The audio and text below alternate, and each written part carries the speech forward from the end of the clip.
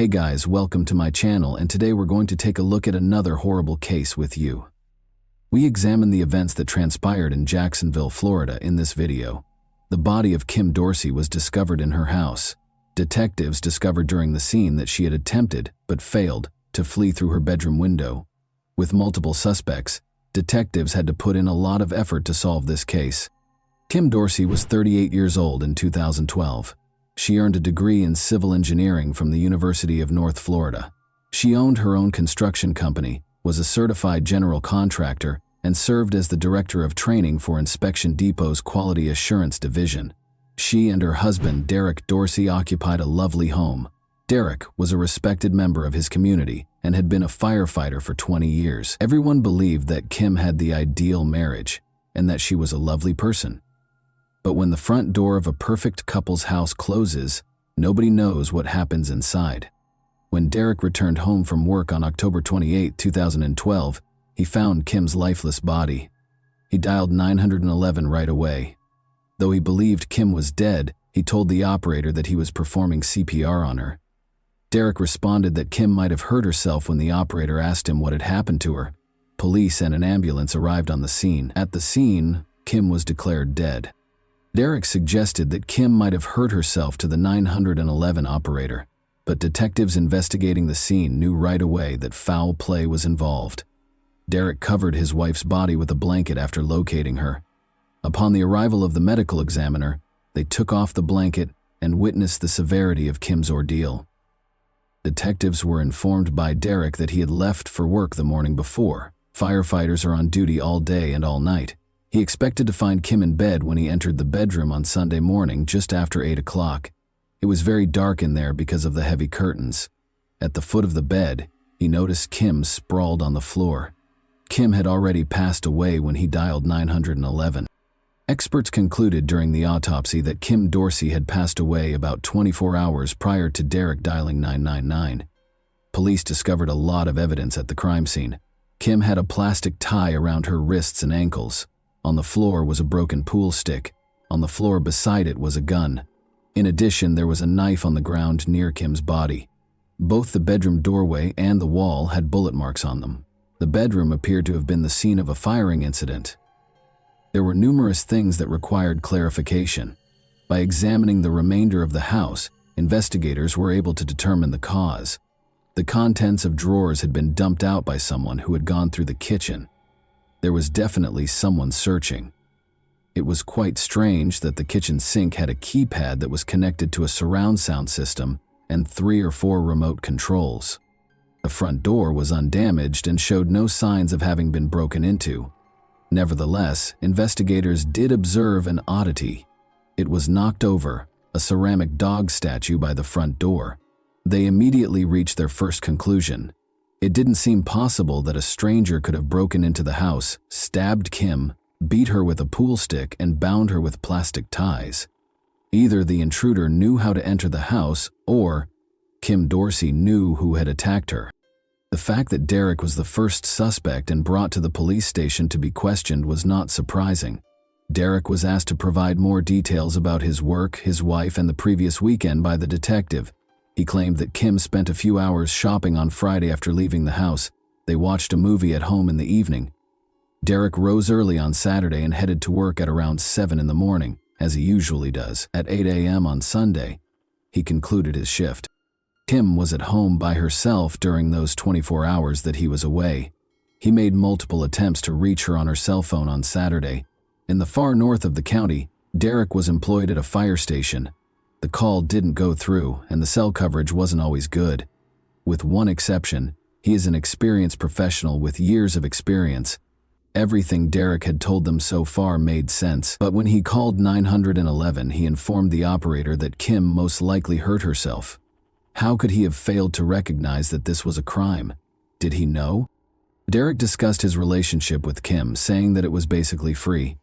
They permitted one another to have relationships with other people. However, Derek went on to say that Kim stopped because she was grieving the loss of her mother, who passed away 3 or 4 years ago. Kim sought medical assistance from a professional. She may not feel as attractive as she once did because she gained a little weight while taking medication. Detectives needed to know whether Derek had adopted a more relaxed lifestyle since Kim had stopped doing so. Frequently, someone dies as a result of marital infidelity. Derek acknowledged that he was seeing another woman at the moment. Investigators wanted to know if Derek intended to divorce Kim. Would her passing have brought him any financial gain? Kim's life was uninsured when Derek was asked if his wife had a life insurance policy. For example, the detectives considered the amount of time it would take Derek to drive home from the fire station. It would take nearly an hour to travel the 15 miles between the two places. He was employed at a small fire station. After speaking with every firefighter, detectives came to the conclusion that Derek had a perfect alibi. The investigators then made the decision to consider an alternative. They were aware that Derek was referring to a girlfriend. Perhaps this woman wished to remove Kim from the situation. Someone may believe they were treated unfairly in a love triangle. Perhaps Derek didn't follow through on his promise to his girlfriend that he would divorce Kim. After being questioned by detectives, Derek's girlfriend was promptly ruled out as a suspect because she had a strong alibi. To examine everything again, investigators went back to the crime scene. Investigations may involve experts like blood spatter analysts in specific situations where it is unclear what happened and who was involved. They are able to elaborate on the specifics of what transpired. It was crucial to comprehend the events that led up to the fight, its beginning, and its conclusion. Experts concluded that Kim was hurt close to the bedside table in the first place. The left side of the bed was heavily covered in blood. She spent a considerable amount of time there after suffering severe injuries. Kim then regained consciousness and started to fight back, according to the evidence. She managed to reach her gun storage area. It was a revolver with 5 shots. She shot at whoever might have been standing in the doorway, using all 5 shots. Kim fired 5 shots, but she never hit her assailant. Kim must have been sitting or lying on the bedroom floor when she fired the shots because, as you can see, the bullets flew from bottom to top. She missed 5 shots, as I mentioned. The offender came back into the room with a pool stick and hit her until the stick broke after realizing she had run out of ammunition. The pool stick was broken against Kim's body, and it would take a lot of force to break one. Additionally, the offender stabbed her in the neck. New information about the crime and its possible perpetrator was revealed by the thorough investigation. A pool stick kept on the second floor was the most obvious murder weapon. Kim had plastic ties on her wrists and ankles, which investigators were able to find were also kept in an upstairs office. It was one of a set of knives in the kitchen. All of this suggested that the person who committed this crime knew the house well. He knew Kim well enough to enter her house and was aware of its contents and location. Investigators believed this suggested that the crime was committed by a family member. Kim had contact with a man prior to her death, and that contact was against her will, according to injuries discovered on her body during the autopsy. You understand what I mean. Thus, the police had the offender's DNA sample. There might have been other men in the house while he was at work, according to what Derek Dorsey told them. This increased the number of possible suspects, and all of them needed to be tested by the police. Derek was asked by detectives to provide the names of any men who might have been in the house. Derek worked as a general contractor at a construction site in addition to being a firefighter. Derek's home was once occupied by some of the people he used for his contracting business. According to Derek, he used to work with a man named Lance Kirkpatrick, with whom he became friends. Derek allowed Lance to stay in his home for a few months while he dealt with his issues. Derek, however, requested that Lance leave after he began abusing drugs. Derek claims that Lance was on a boat in the Atlantic Ocean the weekend the crime was committed. Derek mentioned a man by the name of Joshua VOL as the second individual. Derek tried to assist Joshua, made friends with him, and gave him some work. After some arguments, Derek and Kim allowed Joshua to live in their home before Joshua eventually moved out. However, Derek stated that he was still supposed to meet Joshua the morning he found Kim's body and continued to hire him for odd jobs. Derek was going to pick up Joshua VOL on Sunday morning after he got off work. Joshua failed to show up for their scheduled meeting at a convenience store. If he wanted to earn money, why wouldn't he attend this meeting? Joshua thus turned into a suspect.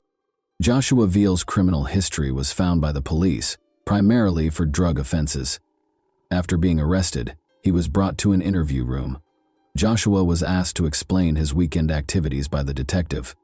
He stated that he had spent the entire weekend, including the moment the detectives thought the crime was committed, having a party at his house. The investigator then inquired as to whether he and Kim Dorsey were romantically involved. Although he said no, he made it clear that he thought Kim was a very attractive woman and that he wouldn't mind dating her. The detective eventually told Joshua that Kim had passed away. The detectives were surprised by his response. He broke down in tears. But was he pretending, or were his feelings real? They released him, after obtaining a DNA sample from him. The DNA discovered on Kim Dorsey's body was not Joshua's, according to forensic analysis. The police have one less suspect as a result. Derek gave the police the names of other people who knew his house. They were all excluded after submitting DNA for analysis. After that, investigators made the decision to go back to the crime scene once more. But this time, they wanted to take Derek on a tour of the house. It was quite odd that they discovered 4 remote controls for the surround sound system in the sink. When they first inspected the kitchen, water had been poured into the remote controls, most likely to remove the DNA. When Derek managed to turn on the television, an adult film started right away. According to Derek, it wasn't his film. Is it possible that the offender was watching television? Derek recalled that the house had recently been occupied by another man. They were experiencing issues with both their television system and the remote control. An employee of the business that sold them the system stopped by on Friday afternoon and adjusted the surround sound. About 12 hours prior to Kim's death, this man was in the house. What would happen if he chose to return while Derek was at work? Detectives found this man quickly and started interviewing him. They saw that his hands were cut. He claimed it was nothing out of the ordinary that he had injured himself at work. He consented to give his DNA and denied any role in Kim Dorsey's ordeal. The DNA that was discovered on Kim's body did not match it. When an officer came across a routine police report of temporary unauthorized use of a vehicle, things quickly started to go south. That's a pretty fancy way of saying that you let someone take the car even though it was stolen. Just 17 hours prior to Kim's passing, the theft took place. A police report was filed by the girl who claimed the car was stolen. Lance Kirkpatrick was the man she let use the car, and he never came back. Early in the investigation, Derek Dorsey was recalling who had visited his home when he heard the name Lance Kirkpatrick. However, Derek thought Lance was in the ocean at the time of the crime, on a boat. Detectives were informed by the girl who reported the car stolen that she, Lance, and other people were at a party on Friday night. She let him use her car, and Lance consented to go get a drink at the store. Lance Kirkpatrick departed at that point and never came back. Investigators made the decision to learn whether the vehicle ever came close to Kim Dorsey's house. Neighbors were interviewed by the police when they arrived on the scene. Dorsey's neighbor first told one of the patrol officers that he had spotted a small blue SUV there that day. It was identical to the vehicle Kirkpatrick had taken. The SUV was reported to the police a few days later. They discovered surveillance footage that verified the blue SUV was outside Kim's house at 6:30 a.m. on the day of her death. Lance Kirkpatrick was the top suspect after police saw this surveillance footage. They contacted the woman from whom he had stolen the car in order to locate him. Although she didn't know Lance's location, she claimed to know where to look for Brian Kiefer, one of his friends. After being brought to the police station, Brian was questioned about Lance Kirkpatrick. Brian was at the same party when the SUV vanished, investigators discovered. Being one of the people who allowed Lance to use the car, Brian claimed to have spent the entire night driving around in a taxi in an attempt to find out where Lance was. It took him until the following day to locate him. According to Brian, Lance appeared unkempt and he saw that one of his arms was injured. What Brian went on to say was totally surprising. Lance informed him that he was going to jail because he had killed a man. It was a beating, he said. There are a number of reasons why someone would confess to a crime. To begin with, due to guilt. They are unable to tolerate it. They are unable to conceal it. Keeping it to themselves is not an option. Alcohol and illegal substances may be the cause of reason number 2. When an individual loses self-control and begins babbling. Lance gave Brian information that only a criminal would be aware of. He claimed, for instance, that he used a pool stick to attack Kim. In addition, Lance claimed to have been shot 5 times. It was a 5-shot revolver, so he waited for the 6th shot. but it never came. Because he was aware of the specifics of the crime, there were two possible suspects in this case: Lance Kirkpatrick or Brian Kiefer. Brian informed investigators that Lance was hiding in his home's attic. An arrest was made for Lance Kirkpatrick. Throughout the interview, he remained composed. He was questioned regarding his relationship with Derek Dorsey and the last time he visited his home. "I was there a week or a week and a half ago," Lance said. Derek and Lance had communicated long enough. He did a lot of work with him. He was aware that Derek would be gone for 24 hours due to his schedule. Kim would be home alone, he knew. Lance was questioned by detectives regarding her relationship with Kim Dorsey. He claimed that their relationship was trouble-free, but the interview ended there because Lance insisted on having a lawyer and would not respond to any questions. Investigators had to find another way to prove Kirkpatrick was at Kim's house because he refused to cooperate. Numerous questions could have been addressed by DNA testing. Lance's father provided a DNA sample which investigators compared to Kim's body. The parallels were striking.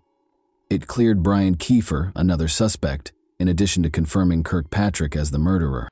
Investigators think Kirkpatrick had some sort of evil scheme based on his actions in the hours leading up to the murder. As you are aware, Lance drove away in someone else's vehicle that Friday night and returned. He was aware of the route to Kim's home. He was aware that Derek would be gone for 24 hours due to his schedule. Kim was alone at home, and he knew it. He was aware that the spare key was stored beneath the statue of the dog. Taking that key, he went inside the house. Kim Dorsey most likely heard him at that point. The specifics of what transpired next, however, remain unclear. Lance Kirkpatrick first entered a not guilty plea in spite of the overwhelming evidence. However, Kirkpatrick acknowledged that he was responsible for Kim's death during a trial that took place almost 2 years after her passing, but he maintained that he had no intention of killing her.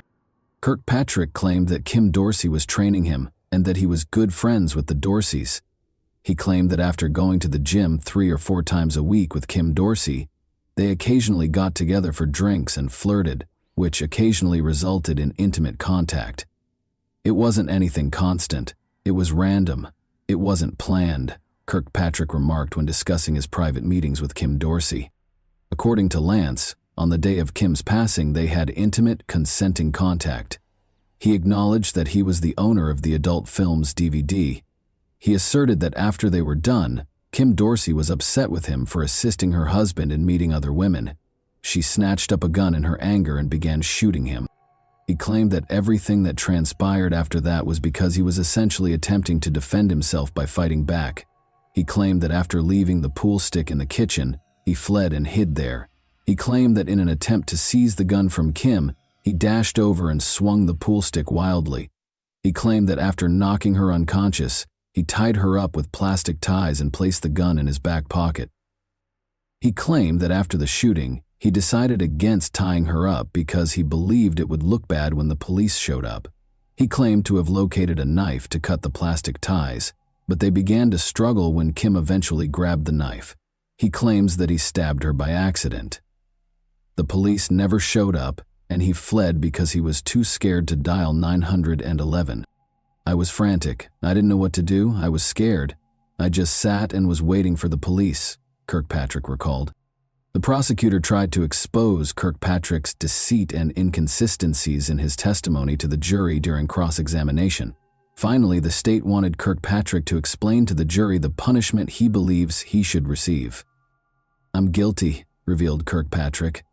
"I don't know what I want right now."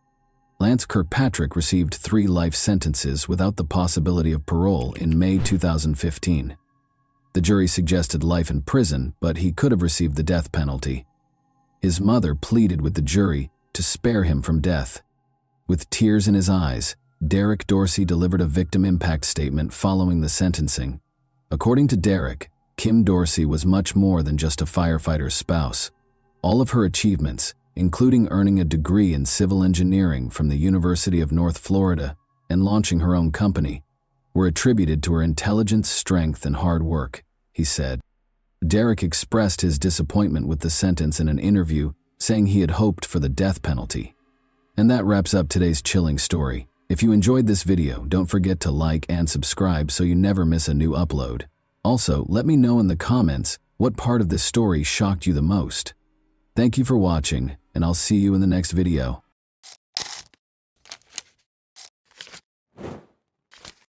Hey guys, welcome to my channel, and today we're going to take a look at another horrible case with you.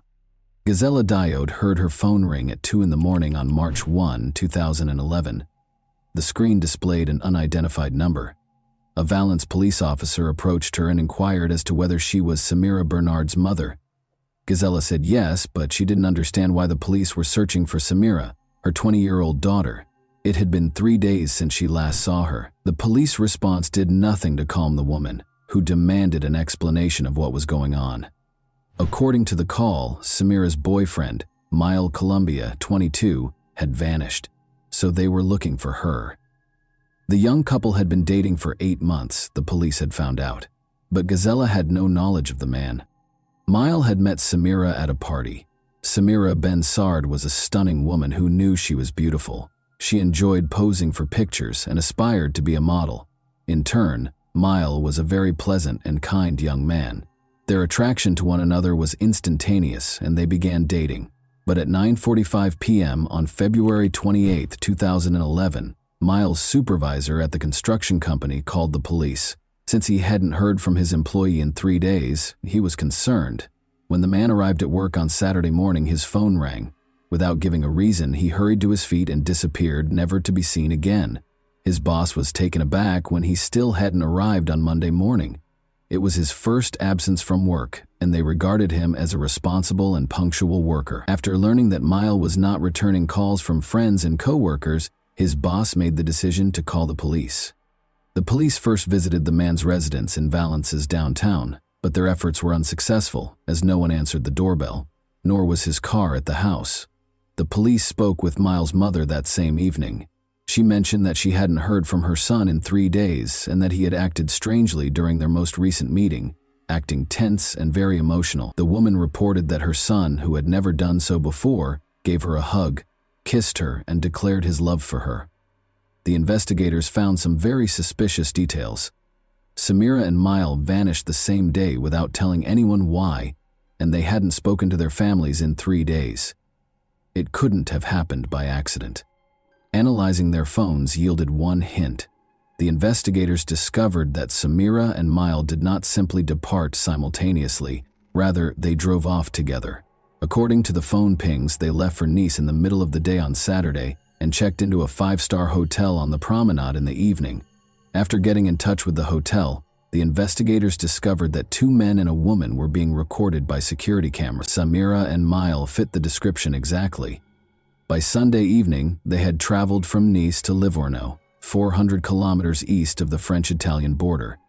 It was evident that the young couple was moving deeper into Italy, so the French police asked their Italian counterparts for help. Mile had made reservations at a high-end Livorno hotel. A man and a woman who fit the description of the missing couple had stayed with the hotel, according to the staff. Thus, they spent Saturday night in Nice before traveling to Livorno the following day.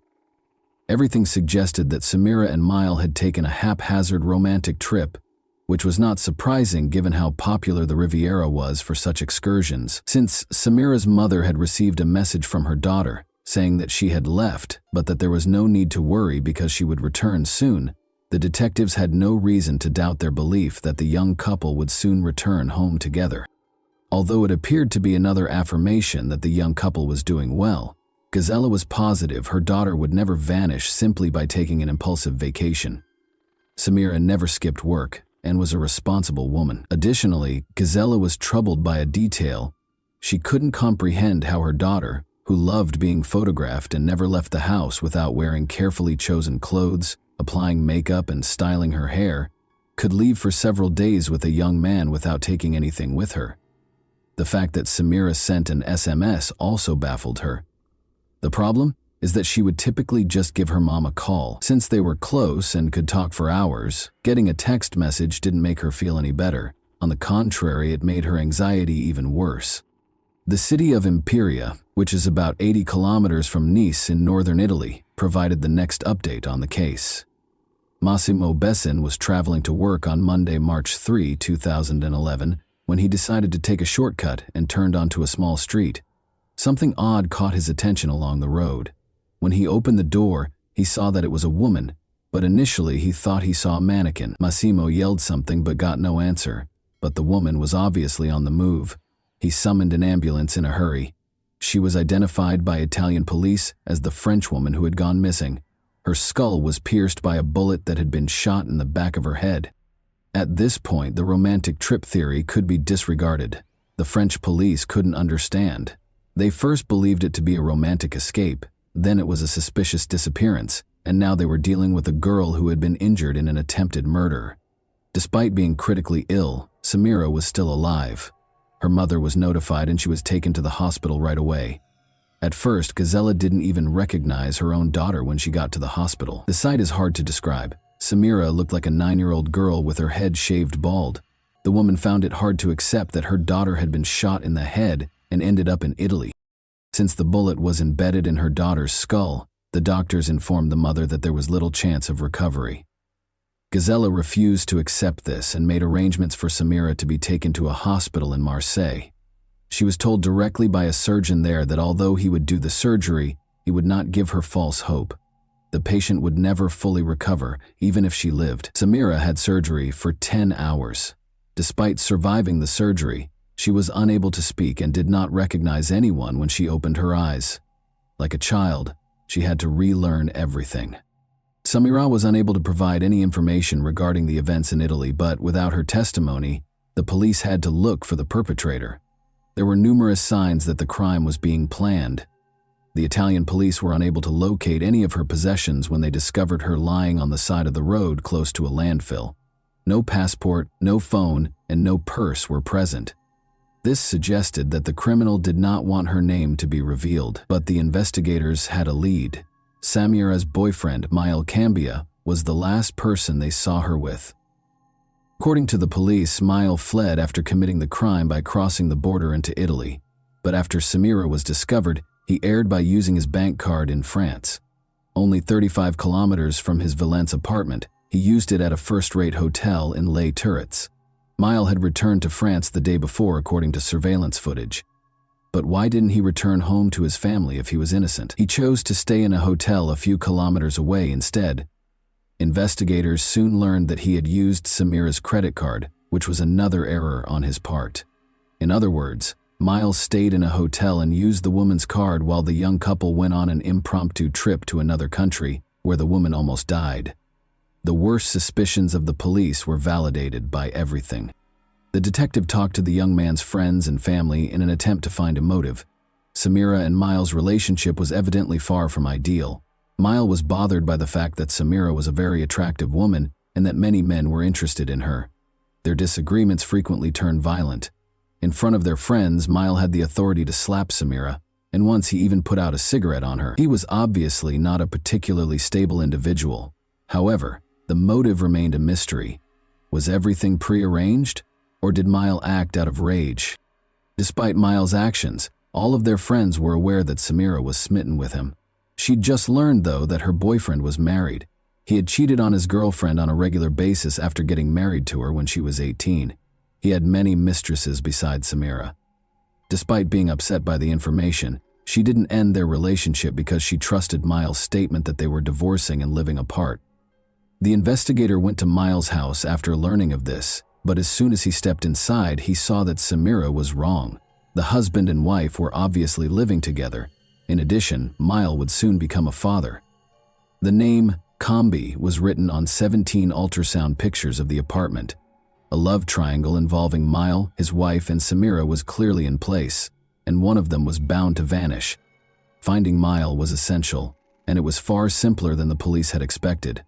5 days after the disappearance, Mile Cambia turned himself in on March 4 at the Valence police station. The investigation was extremely fortunate to have this. Mile not only willingly arrived at the station, but he also came clean and admitted to shooting Samira. He went on to describe what had transpired. According to the young man, Samira was merely a friend with whom he could have fun. She knew there was no future in their relationship. Samira was unable to accept Miles' explanation that their romance was over. She never left him alone, calling him non-stop and occasionally dialing his number 150 times in a single day. He showed the investigator his phone, which showed evidence of about 1,000 calls from Samira in a month.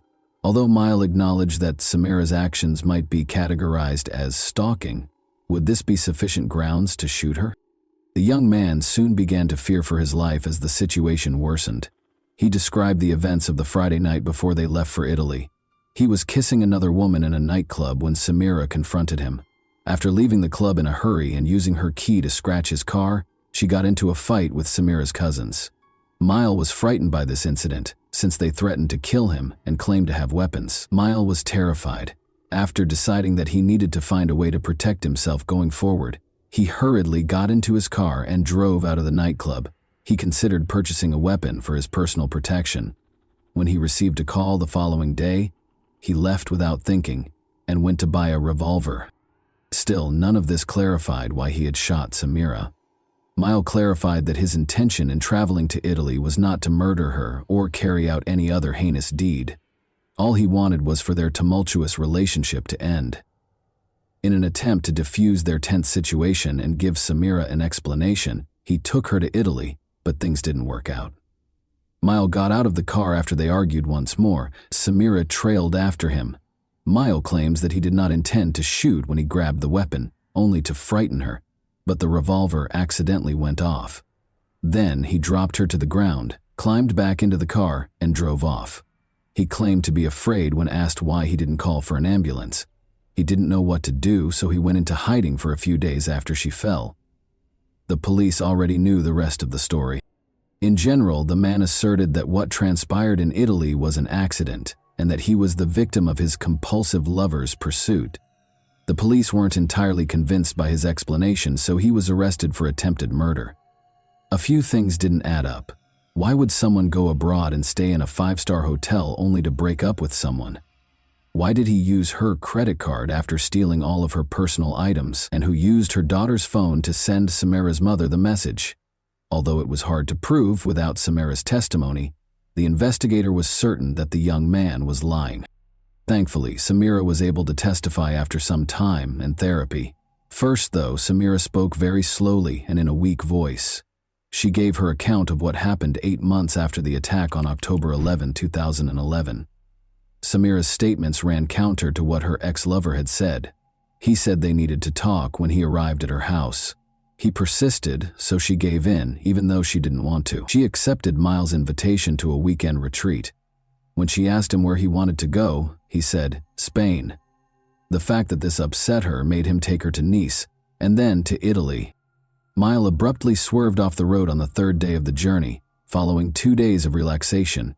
He told her not to worry, saying he just needed to get rid of something, when she questioned why he had turned onto a road that led to a landfill. Mile halted the vehicle and exited. After letting her out through the passenger side door, he took out a revolver and aimed it at her. She was going to die, he said. She yelled, "Shoot if you're a man," and he pulled the trigger. The revolver was discovered by forensic experts on February 7, 2012, 1 year after the attack on Samira, and this finding totally disproved Miles' allegations. He claimed that the gun in his hand suddenly detonated. Ballistic analysis, however, demonstrated that such an occurrence was impossible. The shooter must carefully prepare before firing, pull the trigger back, and then fire.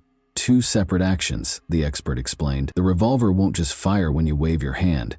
In addition, the revolver must be held in one hand while a considerable amount of force is applied with the other hand to pull the trigger backward. There was no way such a gun could be accidentally fired. Mile Cambia lied because he intended to murder Samira. Detectives were finally able to piece together the murderer's plan after months of investigation. Mile left work on February 26, 2011 at 9 in the morning. He bought a weapon because he was determined to prevent a recurrence of the scene from the night before. He loaded it, tested it, pulled the trigger, and fired it as he made his way into the woods. Everything had been planned by him. Samira was to vanish across the border after spending a romantic weekend in Italy. Since he had no connections in Italy, it was the ideal place to carry out the crime. Mile pulled the woman out of the car, drove off the road, shot her, and threatened to kill her. In order to avoid identifying her, he then took her possessions. Miles tried to deceive the police by sending Samira's mother an SMS after returning to France. It was assumed that the woman had taken a vacation and was still alive. The man was sure he would never be caught and thought he had committed the ideal crime.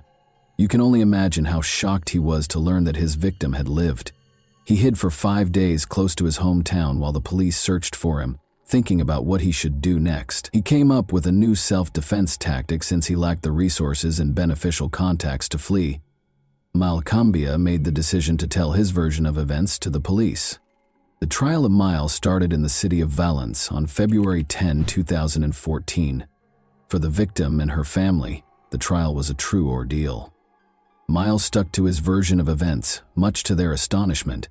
He maintained that everything that transpired in Italy was a regrettable accident, and that he was the victim in this instance, having been harassed by Samira. According to his friends, he had never been violent and bought the revolver out of fear after Samira's cousins threatened to kill Miles and destroy his car and apartment.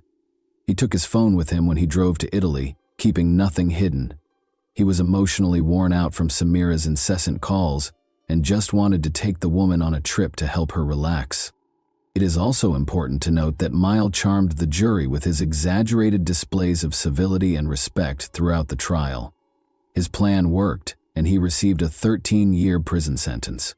The lenient sentence raised questions about whether Miles' actions in court and the jury's decision to impose a relatively short sentence were related. After all, it is hard for people to convict a charming young man with impeccable manners, and they frequently associate criminals with unpleasant personalities. Samira feels that this penalty is excessively light. She will always be confined to a wheelchair because she loved a man who chose to kill her, but by the time he turns 40, he will be free and able to lead a normal life. According to the surgeon, Samira recovered 80% of her abilities in a year of therapy, but the effectiveness of rehabilitation drastically decreased after that, leaving her reliant on assistance for the remainder of her life. She acknowledges that he paid her back in this way because she was prepared to do anything for love. And that wraps up today's chilling story. If you enjoyed this video, don't forget to like and subscribe so you never miss a new upload. Also, let me know in the comments, what part of this story shocked you the most? Thank you for watching, and I'll see you in the next video.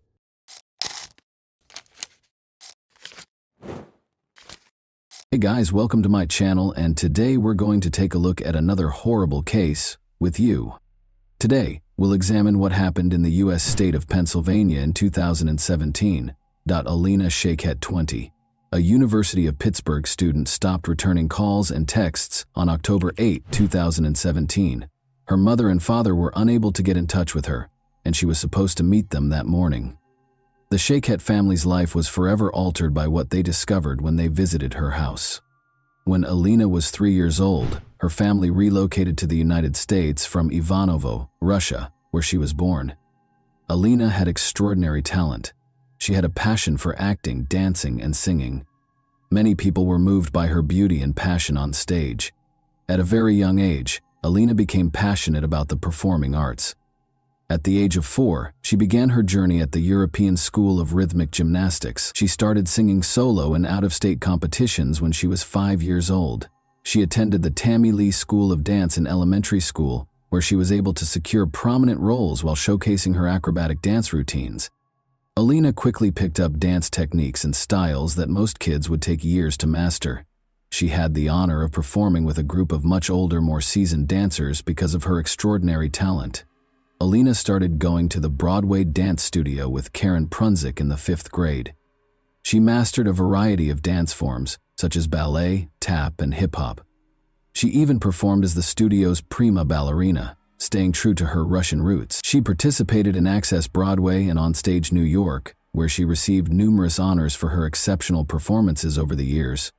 Additionally, Alina performed at a number of local Pittsburgh events, such as Light Up Night, Macy's Christmas parades, and other gatherings in Idlewild Park, Robinson Township, and Kennywood.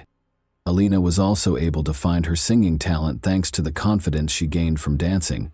Both in front of an audience and at home with her family, she moved audiences to tears with her exquisite performances of numerous well-known songs. Alina had extensive surgery after suffering a serious knee injury in a ballet class when she was 14 years old. Alina was devastated to learn that she would never be able to dance competitively or recreationally again, after months of physical therapy. She was determined to find a way to get back on stage, in spite of this significant setback. Alina was able to safely express her love of dancing while attending Montour High School by participating in the musical theater program. As a talented actress, dancer, singer, and comedian, Alina made a triumphant comeback to the stage, illuminating the audience with her love and light. She brought tears, smiles, and a lot of applause to her roles in a number of plays and musicals. Alina continued to shine her light and make everyone happy while performing at numerous events throughout the city as a member of the chorus at Montour. Despite the fact that Alina's injury kept her from pursuing her love of dancing and performing, her experience receiving treatment motivated her to seek a career in medicine. She wished to assist those who had sustained injuries that hindered them from following their aspirations. Alina made the decision to pursue a career as a physical therapist. Alina and her parents had a close relationship. In 2015, she wrote on Facebook, "Happy Father's Day to the greatest dad out there. Thank you for always being there for me and having my back no matter what. I couldn't get through one day without you. I love you so much, Dad." She also wrote, "Happy birthday to my gorgeous mother. I can't wait for another year of countless laughs and more memories. You are my best friend and I love you with all my heart." After graduating from Montour High School in 2015, Alina attended the University of Pittsburgh-Greensburg for her first 2 years of college. While attending Pitt-Greensburg, she resided in the Outdoor Adventure and Community Service Living community. She actually served as OACS's vice president for the spring 2017 semester. She enjoyed being a part of an organization that helped kids and animals. Once more, Alina shone her light, bringing her love and care to the lives of both humans and animals. After that, Alina moved to the Oakland campus of the University of Pittsburgh. She was ready to commit herself to becoming a doctor of physical therapy and shared an apartment with her friends. But on October 8, 2017, Alina, who was only 20 years old, was tragically and senselessly killed. Alina shared a home with other University of Pittsburgh students. Zach Brandner, her roommate, could never forget the night he last saw Alina alive. Zach and Alina took a Snapchat together at around midnight after returning home from a late shift at work to make fun of other students who were sharing night out selfies on Saturday night. A couple of minutes later, Alina texted me the picture we had just taken. That was the last I heard from her. The next morning she was gone, Zach said in an interview with reporters. "We all said goodnight and said I love you, like we did every night. And she went up to bed." A little more than 8 hours later, Alina's father, Jan, and mother Ellie arrived to collect their daughter. They were scheduled to take a charity walk in the park to raise money for breast cancer. Zach described the specific events of that morning in the interview. He stated, "Her mom came to pick us up at 8:45 a.m. Her mom rings the doorbell and says, 'Is Alina not awake? She isn't answering my calls. Let's go wake her up.' I thought she slept through her alarm. Her dad was still in the car with their dog at this point. We went up and her mom started knocking on the door with no answer. This went on for 5 minutes and it started getting really loud. She started shaking the door. You could tell she was starting to get a bit scared, like this wasn't normal. The dog was barking uncontrollably. That's when Ellie called for her husband Jan, who came inside and broke down the door, and then they saw what was inside. At this point, I was halfway up the stairs and all I heard was screaming. Her parents were screaming at the top of their lungs, saying, 'Alina is dead. Alina is dead.' It got hard to understand. They started speaking in Russian. It was horrible. They said it looked like her face had been cut off. Running up, Zach peered inside. Looking for more than a few seconds was too much for him. I went into the room and it was horrifying. There are no words to describe what I saw. She was just lying there with her arms spread out. The whole side of her face was unrecognizable. You could barely recognize it was a face, it was so bashed in. She was lying in a pool of her own blood. As though to remind us that someone's life was at stake somewhere nearby, a siren broke the stillness of the morning. The doctors hurried inside the house as soon as the ambulance arrived. At the door, Alina's terrified mother greeted them with shaking hands and tears in her eyes. Her daughter was lying on the floor, and she led the way to the room. Regretfully, the doctors were forced to announce Alina's death. The police had roped off the house. Police Chief Scott Schubert issued the following statement. We do not believe at this time that this was a random act of violence. There is no continued threat to Oakland residents and the university communities. However, releasing additional details at this time could be detrimental to the investigation. Our primary interest is collecting sufficient evidence that can be successfully used in a court of law. The investigation is ongoing. I encourage anyone with information that could be helpful to call police headquarters and speak to a violent crime unit. According to Detective Schubert, the medical examiner determined that Shiket's cause of death was homicide and that blunt and sharp trauma to the head was the cause of death. The police actually already had a suspect. Investigators suspected 21-year-old Matthew Darby, Alina's ex-boyfriend, of committing the crime. During her time at the University of Pittsburgh-Greensburg, Alina Shiket got to know Matthew Darby. In 2015-16, Darby participated in basketball as a sophomore at the University of Pittsburgh at Greensburg. Darby was reported by Alina, who had broken up with him after she changed schools, for breaking into her house on September 20. She described previous abuse incidents in her police report, writing, grabbing, pushing, emotional abuse, jealousy, control. She also stated, the defendant climbed up the gutter on the side of the house and broke through the second-floor window of my home. He did this because I left him and stopped answering his phone calls. According to Jan Shiketh, he and his spouse Ellie went to court with their daughter last week in order to get a protection from abuse (PFA) order. For the last couple of weeks, she had told me she tried to stop talking to him, he said about Darby. On September 26th, the day he was arrested on trespassing charges, Darby was released on $10,000 bail in that criminal case. She disconnected his phone number, Facebook, and all that stuff. I heard his name, but I never met him personally. Zach, Alina's roommate, recalled in an interview that he was constantly concerned about Alina and Darby's relationship. Halfway through sophomore year was when I started finding out that he was abusive, he stated. Zach recounted an incident last month in which Darby stood outside their room and yelled at Alina, saying, in the time I knew them, around 3 years, there was a lot of fighting.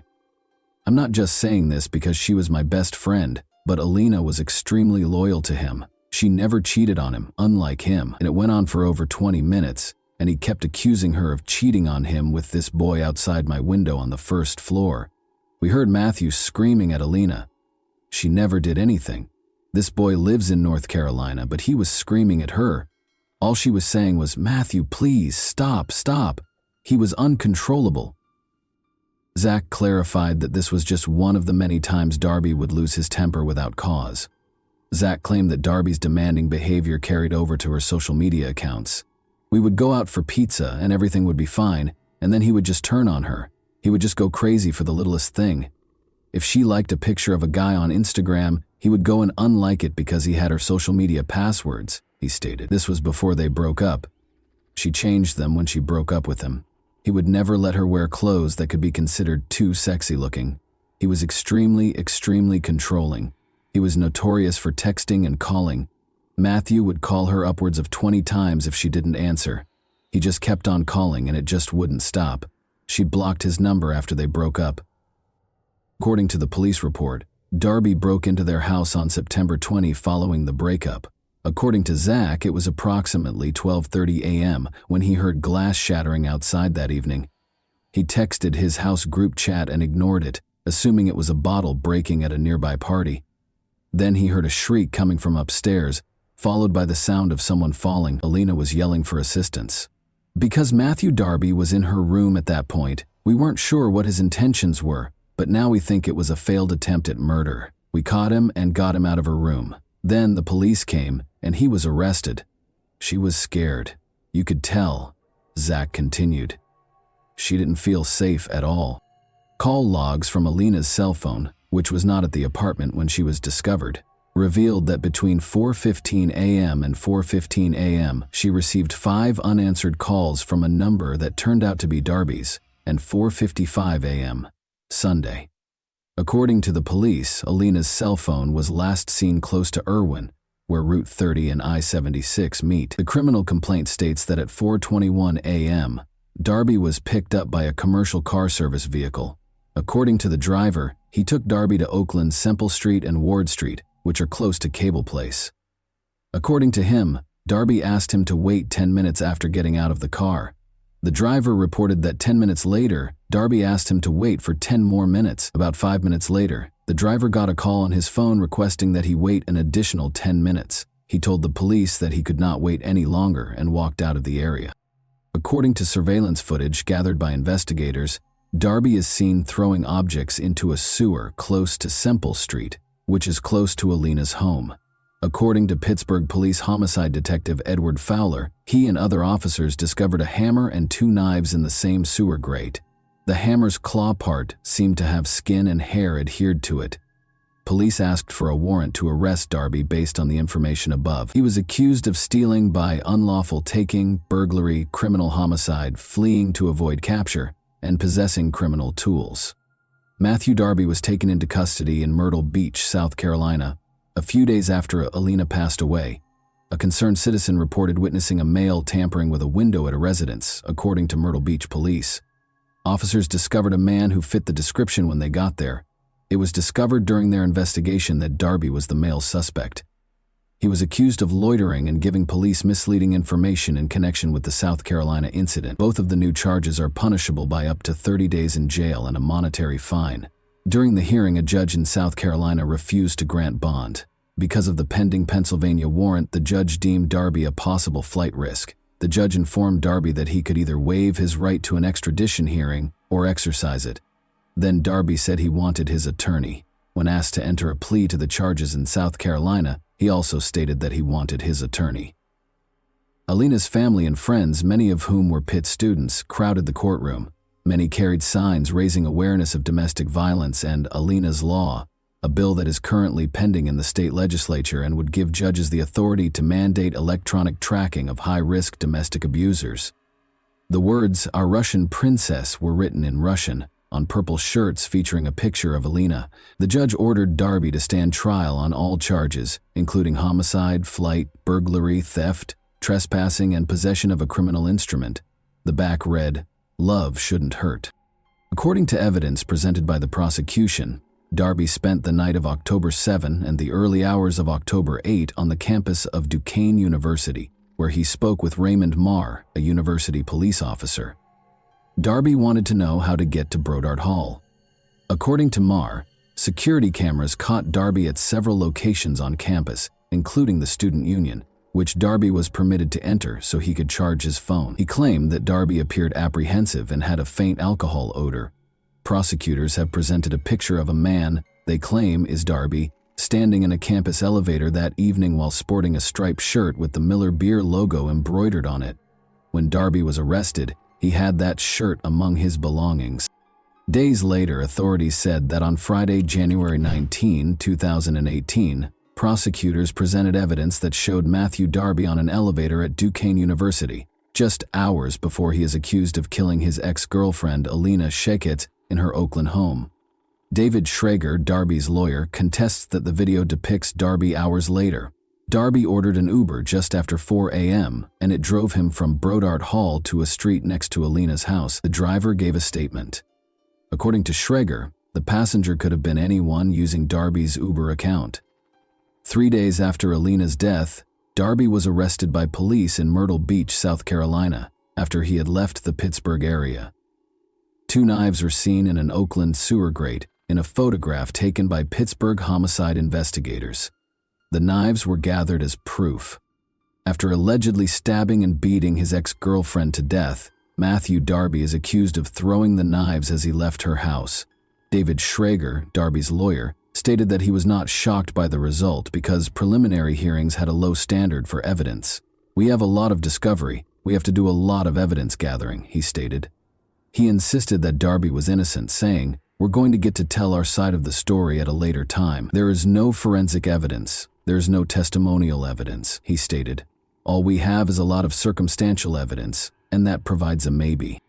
Using 4 required aggravating factors: that he was the target of a PFA brought by the victim, that she was a prosecution witness against him, and that he had a history of felony convictions involving violence or the threat of violence, prosecutors declared they would pursue the death penalty against Darby. In order to avoid the death penalty, Darby consented to enter a guilty plea to first-degree murder, which carries a mandatory life sentence. Alina Shiket was a bright, energetic college student who wanted to work with young children as a physical therapist. It was her dream, her father Shiket stated, and she worked so hard. She was the best person in the world. I lost my beautiful princess, he said while weeping. He said, I don't know what else to say. He said his daughter was popular, friendly, and loved to sing and dance. His words, she made everyone happy. She had such a bright future. He has taken Alina from us in an unimaginable way, Jan Shiket remarked of Darby. He has stolen so much from us, including a future with our daughter. Without her daughter, there wouldn't be a wedding gown, a graduation, kids, or family vacations. My daughter died. It's a very short phrase, but it's strong enough to shock and paralyze every single cell of my body when I have to pronounce that phrase. Ellie Shiket claimed that because her brain was not designed to understand those words, her mouth was not intended for them. After Darby was accused of breaking into her house, she recalled sitting with her daughter in the courthouse. She applied for and was granted a protection order against abuse. She claimed that her daughter still harbored feelings for the man she feared. According to Ellie Shiket, she wanted to help him. She didn't want that PFA to go to jail, according to her daughter. She wished to shield and assist him. She expressed to her mother her desire for him to stop bothering her. She inquired as to whether Darby found joy in destroying her daughter. He failed, she informed him. Darby, wearing a red jumpsuit from Allegheny County Jail, with a white long-sleeve shirt underneath, only answered Judge Manning's questions. Darby was given the mandatory life sentence without the possibility of parole for first-degree murder, and when asked why he was entering a guilty plea, he responded, "Because I am guilty." In addition, Darby entered a guilty plea to charges of trespassing, burglary, theft, and possession of a criminal instrument in relation to the murder of Alina Shiket. Darby entered a guilty plea to trespassing in a different case where he had broken into Alina's apartment 2 weeks prior to the murder. But a year later, Darby filed a post-conviction petition claiming ineffective legal assistance with new attorney Joseph Hudak. Darby claimed in his filings that Thomas Farrell, his lawyer at the time, had not adequately explained the case or conducted a risk analysis. The Allegheny County District Attorney's Office responded that Darby's claims would not be successful, but it acknowledged that a hearing on the issue might be required. The decision is based on a precedent known as the Coordinate Jurisdiction Rule, which states that judges in the same jurisdiction should not overrule one another, rather than any potential merit for Darby's claim. Joseph Hudak, Darby's new lawyer, said, "This is the first step in taking back Darby's life sentence." He said, "I think Darby has been totally mischaracterized, and I believe Darby is guilty at the most of third-degree murder, and a jury might find him guilty of voluntary manslaughter." Hudak said Darby's lawyer should not have pushed him to enter a first-degree murder plea. Hudak stated, "I don't think the evidence ever supported a death penalty verdict," adding, "And there was so much mitigation, I don't think he would have received the death penalty anyway." Darby hasn't given up on his goal of being released from prison, but his attempts haven't been successful thus far. He is presently incarcerated for life. Alina was a remarkable young lady. She exuded vitality, love, and vitality. Everyone around her felt special because of her caring nature. Every room she walked into was made brighter by her amazing smile. Everyone felt like they were in on the joke because of her infectious laugh. She was living, not merely existing. The Shikets are proud of the legacy Alina has left behind and the light she has brought into the world, despite the fact that her family misses her terribly. And that wraps up today's chilling story. If you enjoyed this video, don't forget to like and subscribe so you never miss a new upload. Also, let me know in the comments what part of this story shocked you the most. Thank you for watching, and I'll see you in the next video.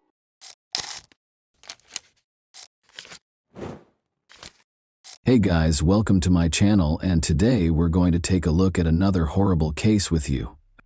Perhaps the most vulnerable time in a person's life is during their adolescence. It's a period of time when people are neither children nor fully grown adults. Even though they are still innocent and carefree, they frequently keep secrets, sometimes out of embarrassment or fear. Tragic events can occasionally result from an inability to communicate those difficulties to a loved one or trusted parent. Florida has been rocked by the case of Justice Garrett, whose life was tragically cut short in 2018 at the age of 16. Her mother's realization that she had failed to recognize or comprehend the nightmare her daughter had been living through was heartbreaking. Justice's story revolves around a horrible secret she kept out of fear of being judged, which ultimately resulted in an unthinkable tragedy that took her life. Born on March 19, 2002, Justice Mary Garrett was the oldest of two daughters born to Danielle and Sebastian Garrett. She grew up with Jeanette, her younger sister, who was 10 years her junior. The majority of Justice's early years and adolescence were spent in the tiny Florida town of New Smyrna Beach, which is situated in Volusia County. The sisters remained with their mother after Justice's parents divorced in 2016. After meeting Robert Kern approximately a year later, Danielle quickly started dating him. By the fall of 2017, Danielle and her two daughters had relocated to Robert's house in the little rural town of Sorrento, Florida, which has a population of just over 1,000. Justice had the most trouble adjusting to the new surroundings and the relocation. She missed her close friends who were still in New Smyrna Beach to start. Second, she had to change schools in the middle of the school year while she was a high school student. Third, she disliked both her mother's partner and her new home. Despite her frustrations, Justice acted politely and made an effort to avoid causing trouble. Justice made friends at her new school right away because of her outgoing, gregarious, and humorous personality. A classmate named Rochelle became particularly close to her, and the two were essentially inseparable. The girls even listed each other as sisters on social media, and Justice often stayed over at Rochelle's house. Justice missed the school bus on Friday, April 13, 2018, because he slept in too late. She didn't have time for breakfast that day because she was rushing to get ready for class. Her mother intended to take Jeanette to the hospital, but her younger sister stayed at home because she was feeling ill. Since school was just a few stops away, Justice chose to ride the public bus there. After packing her backpack and bidding her mother farewell, she departed from the house. Justice was last seen alive at that point. Danielle wasn't worried when Justice didn't arrive home from school on time. She figured her daughter, who frequently went to Rochelle's house after class, had done so. By nightfall, Danielle assumed Justice had made the decision to spend the night at her friend's house, as she had been doing often. She wasn't immediately alarmed by the fact that Justice's phone was off. On Saturday morning, though, Rochelle called Danielle and anxiously inquired as to Justice's well-being. With a shiver running down her spine, Danielle questioned in a shaky voice whether Justice hadn't spent the night at Rochelle's house. She was shocked by the answer. Since Thursday, Rochelle disclosed, she had not seen Justice. Justice's phone had been off for almost 2 days, and she hadn't arrived at school on Friday. Danielle went into a panic. She hurried to the local police station and reported her daughter missing after multiple unsuccessful attempts to get in touch with her. The hunt for Justice started right away. Officers initially thought Justice might have returned to her hometown for a weekend visit with friends, after learning that she had only been in the area 6 months prior. Authorities believed she would reappear soon, because teenagers of that age frequently leave home on their own initiative, whether in protest or for other reasons. Danielle, however, was adamant that her daughter would never do anything like that without telling her. Finding out Justice's social circle and whether she had a boyfriend, had been in a recent argument, or had any other information that could help piece together what happened the day she was last seen was the first step. All of Justice's possessions were still at home, and she had not taken any cash. Shortly after she left for school, her phone stopped working. She hadn't returned any calls or messages, and her social media accounts hadn't been active since late Thursday night. She hadn't gotten in touch with anyone, so none of her friends knew where she might be. Justice didn't experiment with illegal substances or drink alcohol, according to her close friends and family. She had never engaged in serious romantic commitments and was not in a relationship. Justice had never broken the law, had no enemies, and had no conflicts with other people. Her peers viewed her as sweet, kind, and compassionate, and her teachers at school gave her positive reviews. Police promptly reviewed all local traffic accidents, incidents, and crime reports in the region. One possibility they entertained was that she had been in an accident and was unable to speak. She was not, however, listed as having participated in any such incidents. Investigators were able to follow her movements on the morning of her disappearance by using information from her phone. Justice left her house at 7:30 a.m. and started to walk in the direction of the school. After about 15 minutes, she started acting strangely. After a brief pause, she made a sudden direction change. Her phone was switched off shortly after. The small, sleepy town was filled with rumors and conjecture after Justice vanished. Any incident became the focus of attention in a community where nothing ever happened. It was quickly spread by gossip and frequently embellished with lies. Some residents found amusement in spreading rumors, and they saw no harm in doing so. Many of Justice's classmates and friends sincerely wanted to assist with the investigation, but others saw it as a chance to attract attention, increase their own significance, or even experience a brief moment of fame. A number of people reported seeing Justice Garrett in various locations around town. According to some, she entered an enigmatic black vehicle with tinted windows. Some speculated that she had been recruited into a religious sect, while others suggested she was out on the street with a group of teenagers who didn't fit in. Investigators found it challenging to distinguish fact from fiction because these rumors appeared out of nowhere. Consequently, all information, no matter how unlikely, had to be carefully verified. A girl who was one grade up from Justice stood out for her actions. She claimed that the teenager had fled with a secret boyfriend and was expecting his child, and she created a whole blog devoted to Justice's disappearance. By spreading sensationalized and completely made-up stories, the girl was merely trying to gain popularity and attention at school. She was temporarily suspended from school while the investigation was underway as a result of her actions, which resulted in disciplinary actions. Her social media accounts were also deleted for disseminating misleading information. 4 days after Justice vanished, on April 17, a man called the police with a terrifying message. He claimed to have discovered something unsettling in a forested area outside of DeLand. An enthusiastic runner, the man frequently jogged along a remote path that wound through a park and into the woods. As he made his way farther into the woods that morning, he detected a potent, disagreeable stench of decay. He initially believed it to be a dead animal's carcass and considered reporting it to the proper authorities so that it could be taken out. But his curiosity overcame him, and he made the decision to look into the odor's origin on his own. The runner left the trail and ventured into the brush for roughly 15 feet. He saw a horrifying scene there. A severely decomposed human body that was completely deformed. It looked like a young woman, judging by the long hair and traces of clothing. To make sure he didn't unintentionally disturb any possible evidence, the man waited on the trail and called the police right away. Officers thoroughly examined the scene and the remains after they arrived. It became evident that a violent crime had been committed here, and the victim was, in fact, a very young woman. The fact that her clothes were ripped and her underwear was gone suggests that the crime was probably violent and intimate in nature. The legs bore obvious bite marks, probably from untamed animals, but a corrosive chemical had done the most serious damage. The girl's face had been eroded to the bone by this substance, which had also been poured over her intimate areas, lower abdomen and chest. It was evident that the offender had tried to remove any traces of DNA in addition to disfiguring the victim. A strategy that, as it turned out, worked. Investigators suspected right away that the girl who had vanished days earlier was the owner of the body discovered in the woods.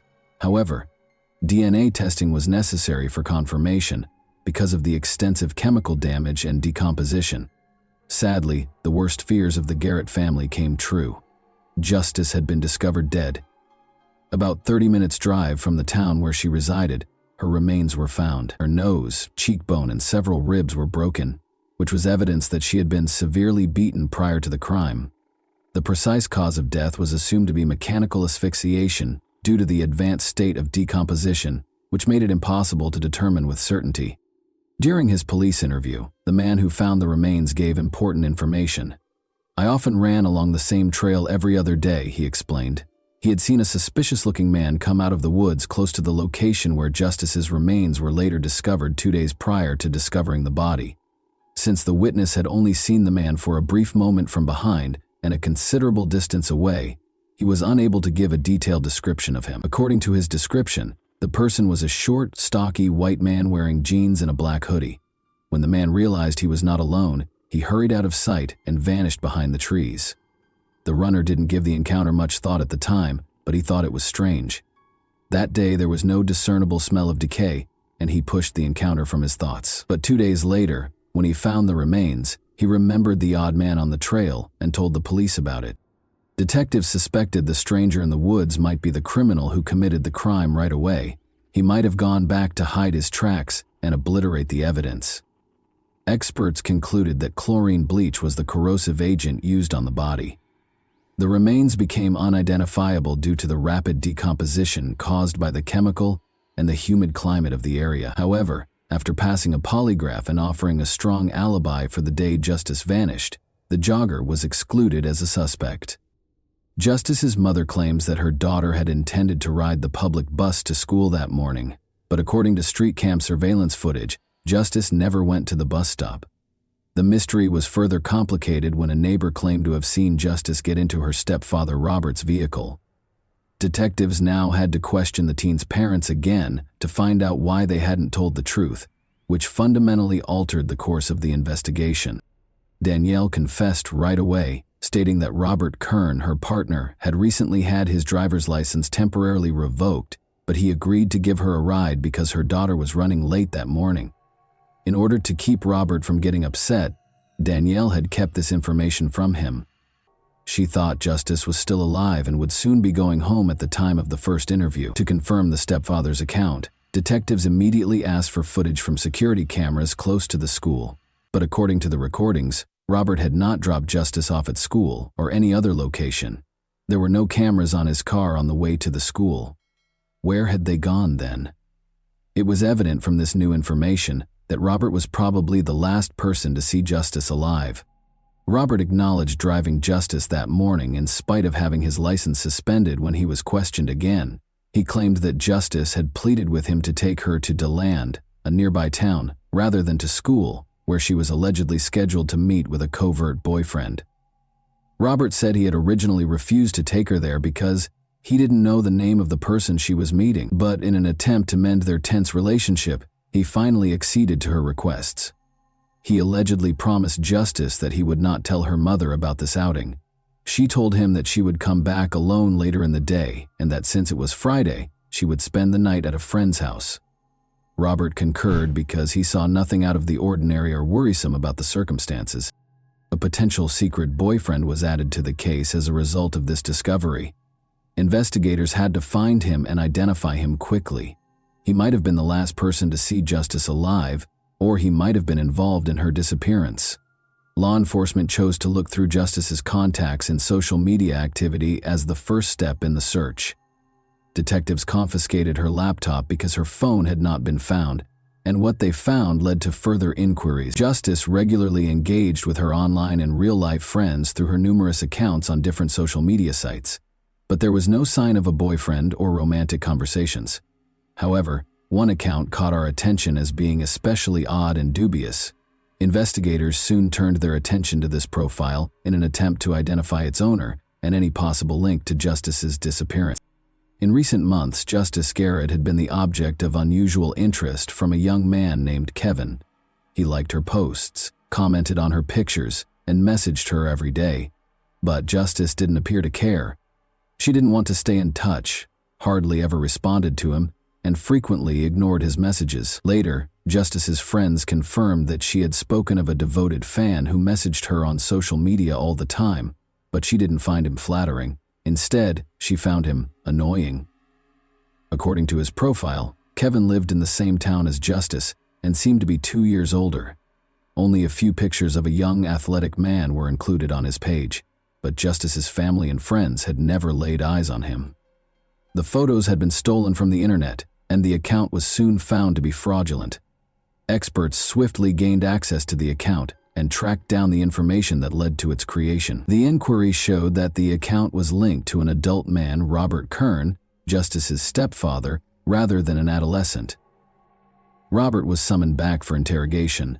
Investigators questioned him about why he hadn't told them sooner and why he had made a phony account to communicate with his stepdaughter.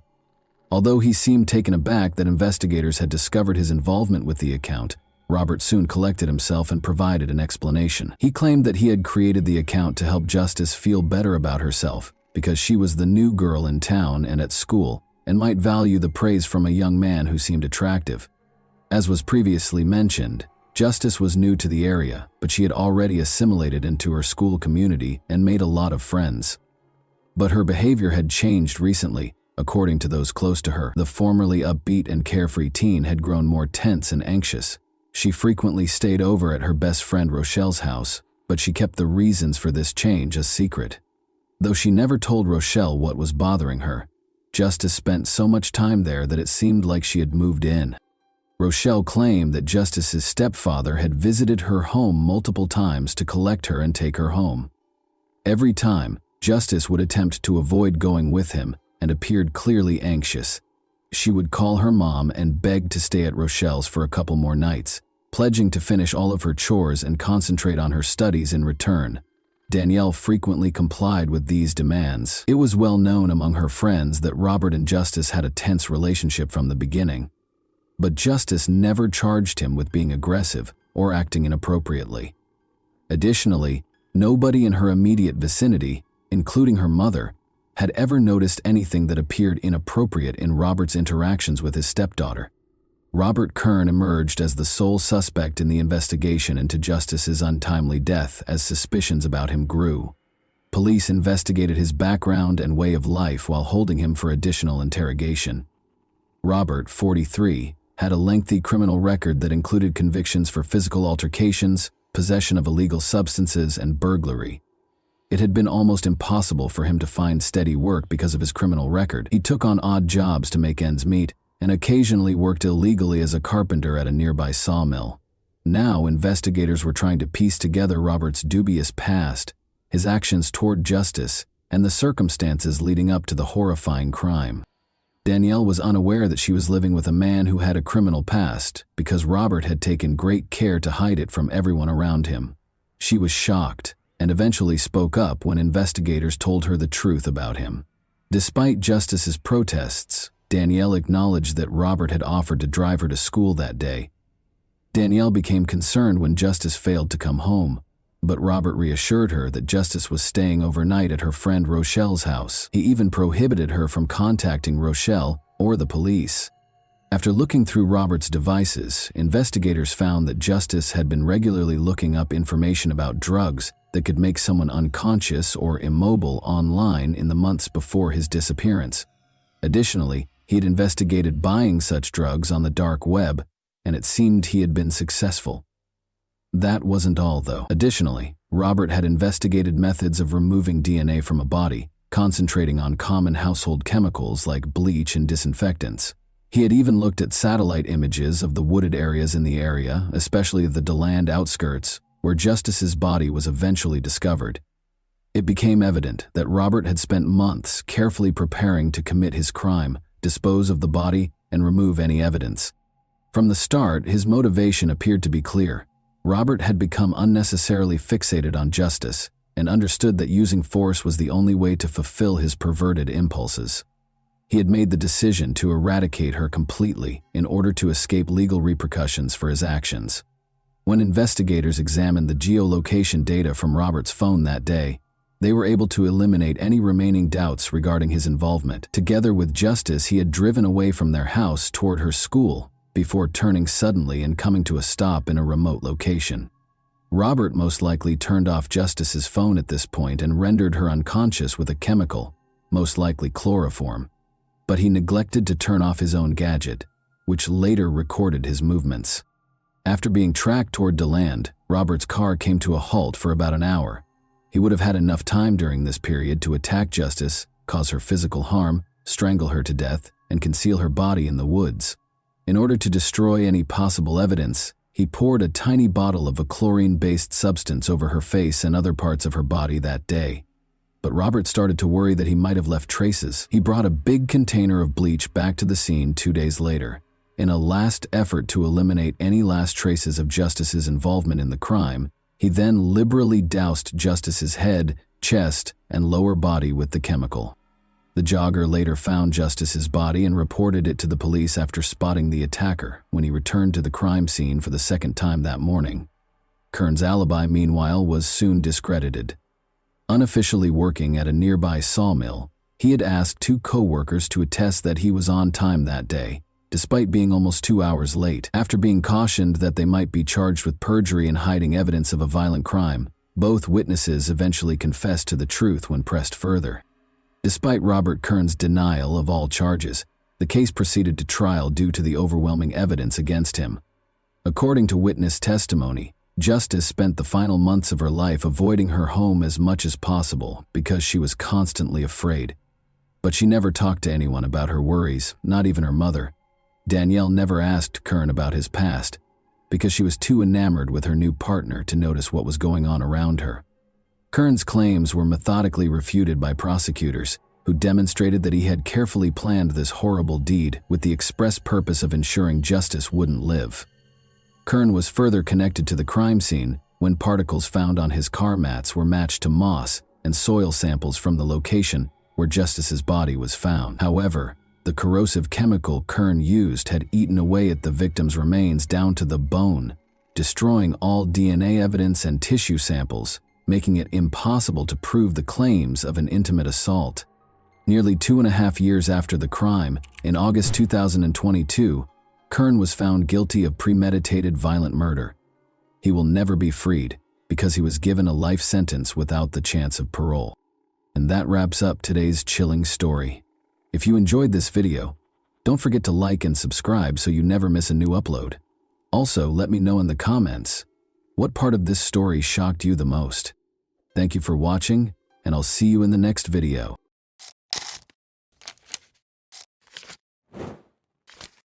Hey guys, welcome to my channel, and today we're going to take a look at another horrible case with you.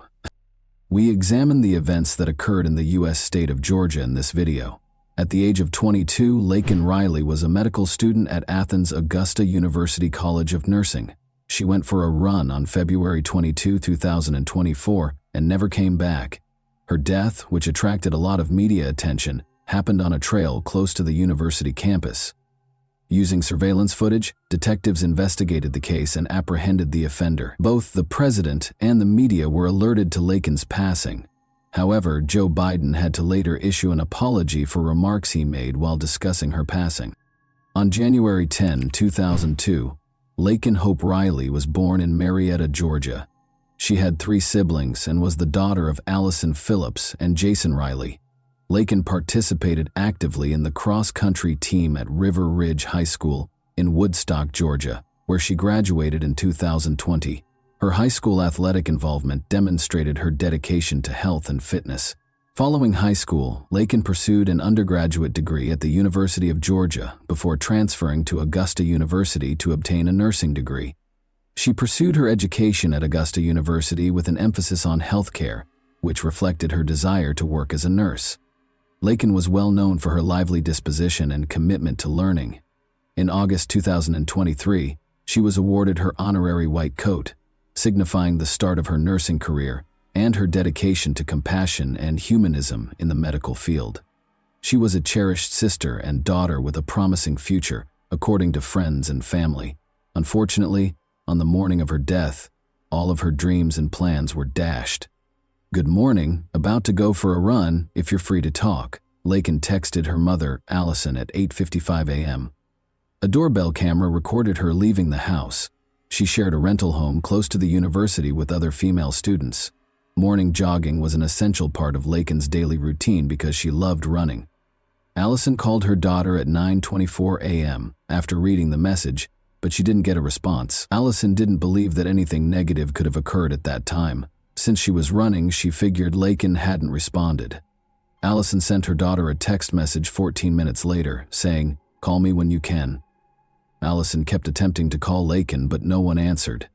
Allison texted Laken again at 9:58 a.m., saying, "You're making me nervous not answering when you're out running. Are you okay?" Laken's mother and sister kept trying to get in touch with Allison, but they were all unsuccessful. Other calls, including from Laken's stepfather, also went unanswered, and at 11:47 a.m., Allison texted, "Please call me. I'm worried sick about you." Another 2 hours or so went by. It was clear that something odd was happening.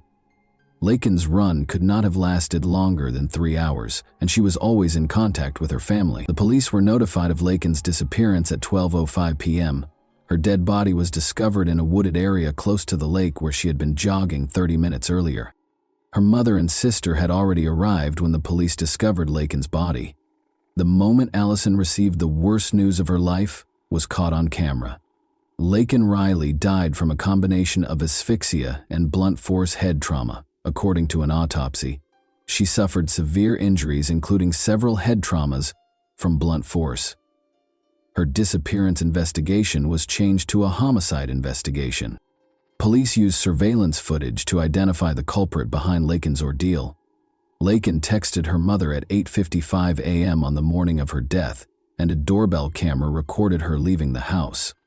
A security camera caught her running with her phone in her left hand toward the location, where she was eventually located 10 minutes later at 9:05 a.m. At 9:06 a.m., she was out of the camera's line of sight. Her heart stopped at 9:28 a.m., 22 minutes after the camera took her picture, according to data from the smartwatch she was wearing. Laken was dead. But it turned out that prior to her passing, Laken had called 929. 5 minutes after she stepped out of the camera's line of sight, the call was placed. Before the call was disconnected, the dispatcher who took the call had no time to speak. The 911 dispatcher followed instructions and made 2 follow-up calls to Laken's number, but neither time anyone picked up. Police searched the area surrounding the trail where Laken was discovered in the early phases of the investigation. Potential witnesses who might have heard or seen something strange were interviewed. A suspicious male who was also captured on camera was spotted by several people. The suspect is seen discarding his jacket in this video. 15 minutes after Laken's passing, the video was captured. Forensic analysis was essential in identifying the offender, in addition to witness accounts and surveillance footage. Laken had resisted frantically, as evidenced by the DNA samples that investigators took from the crime scene, including beneath her fingernails. In order to find traces of evidence that might connect the suspect to the murder, the forensic team also looked through objects discovered close to her body. The man on the tape was promptly identified by the police. On September 8, 2022, a 26-year-old Venezuelan named Jose Ibarra entered the country illegally. Ibarra crossed the southern border between the United States and Mexico close to El Paso, Texas, where he was met by Customs and Border Protection officers. He was released for additional processing after being granted parole. Ibarra initially stayed at a migrant shelter before starting to travel the nation, according to officials. On September 14, 2023, Ibarra was taken into custody by the New York Police Department and charged with violating a motor vehicle license and acting in a way that would cause harm to a child under the age of 17. He was accused of riding his moped with a child who was not wearing a helmet. Then, before a detainer could be issued, he was released by New York officials. Jose Ibarra and his brother, Diego Ibarra, relocated to Georgia from New York City. His brother deserves a few words as well. Diego Ibarra, 29, is linked to a dangerous Venezuelan gang, according to court documents. Diego Ibarra was taken into custody for using a fictitious green card to obtain employment at the University of Georgia. Diego's tattoos, attire, and use of gang symbols in social media photos, according to the prosecution, gave the impression that he was connected to a gang.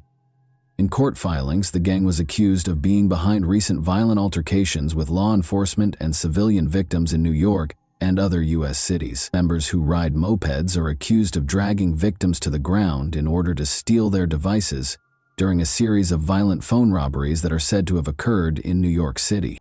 Ibarra has tattoos associated with the gang, such as a 5-pointed star on the right side of his neck and a 5-pointed crown on the left. He poses with handguns in other photos. Since he is an undocumented immigrant and is therefore not permitted to legally possess firearms in the United States, prosecutors said this was a blatant violation of the law. About a mile from the wooded area where Laken Riley's body was discovered in Georgia, Jose Ibarra resided in an apartment complex. Laken had already been arrested for shoplifting at a nearby Walmart prior to the attack, but he was freed pending trial in December 2023-3. When he did not show up for the theft case in court, a warrant was issued for his arrest. If Ibarra had been taken into custody on the outstanding warrant, police could have stopped the attack on Laken, but they chose not to.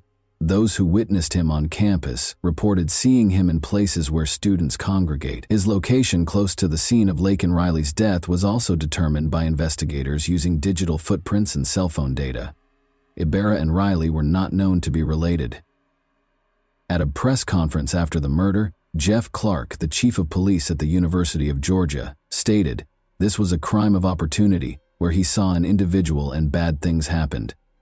Ibarra was arrested after authorities gathered sufficient evidence to connect him to the crime scene. His hands were scratched from the fight with Lakin.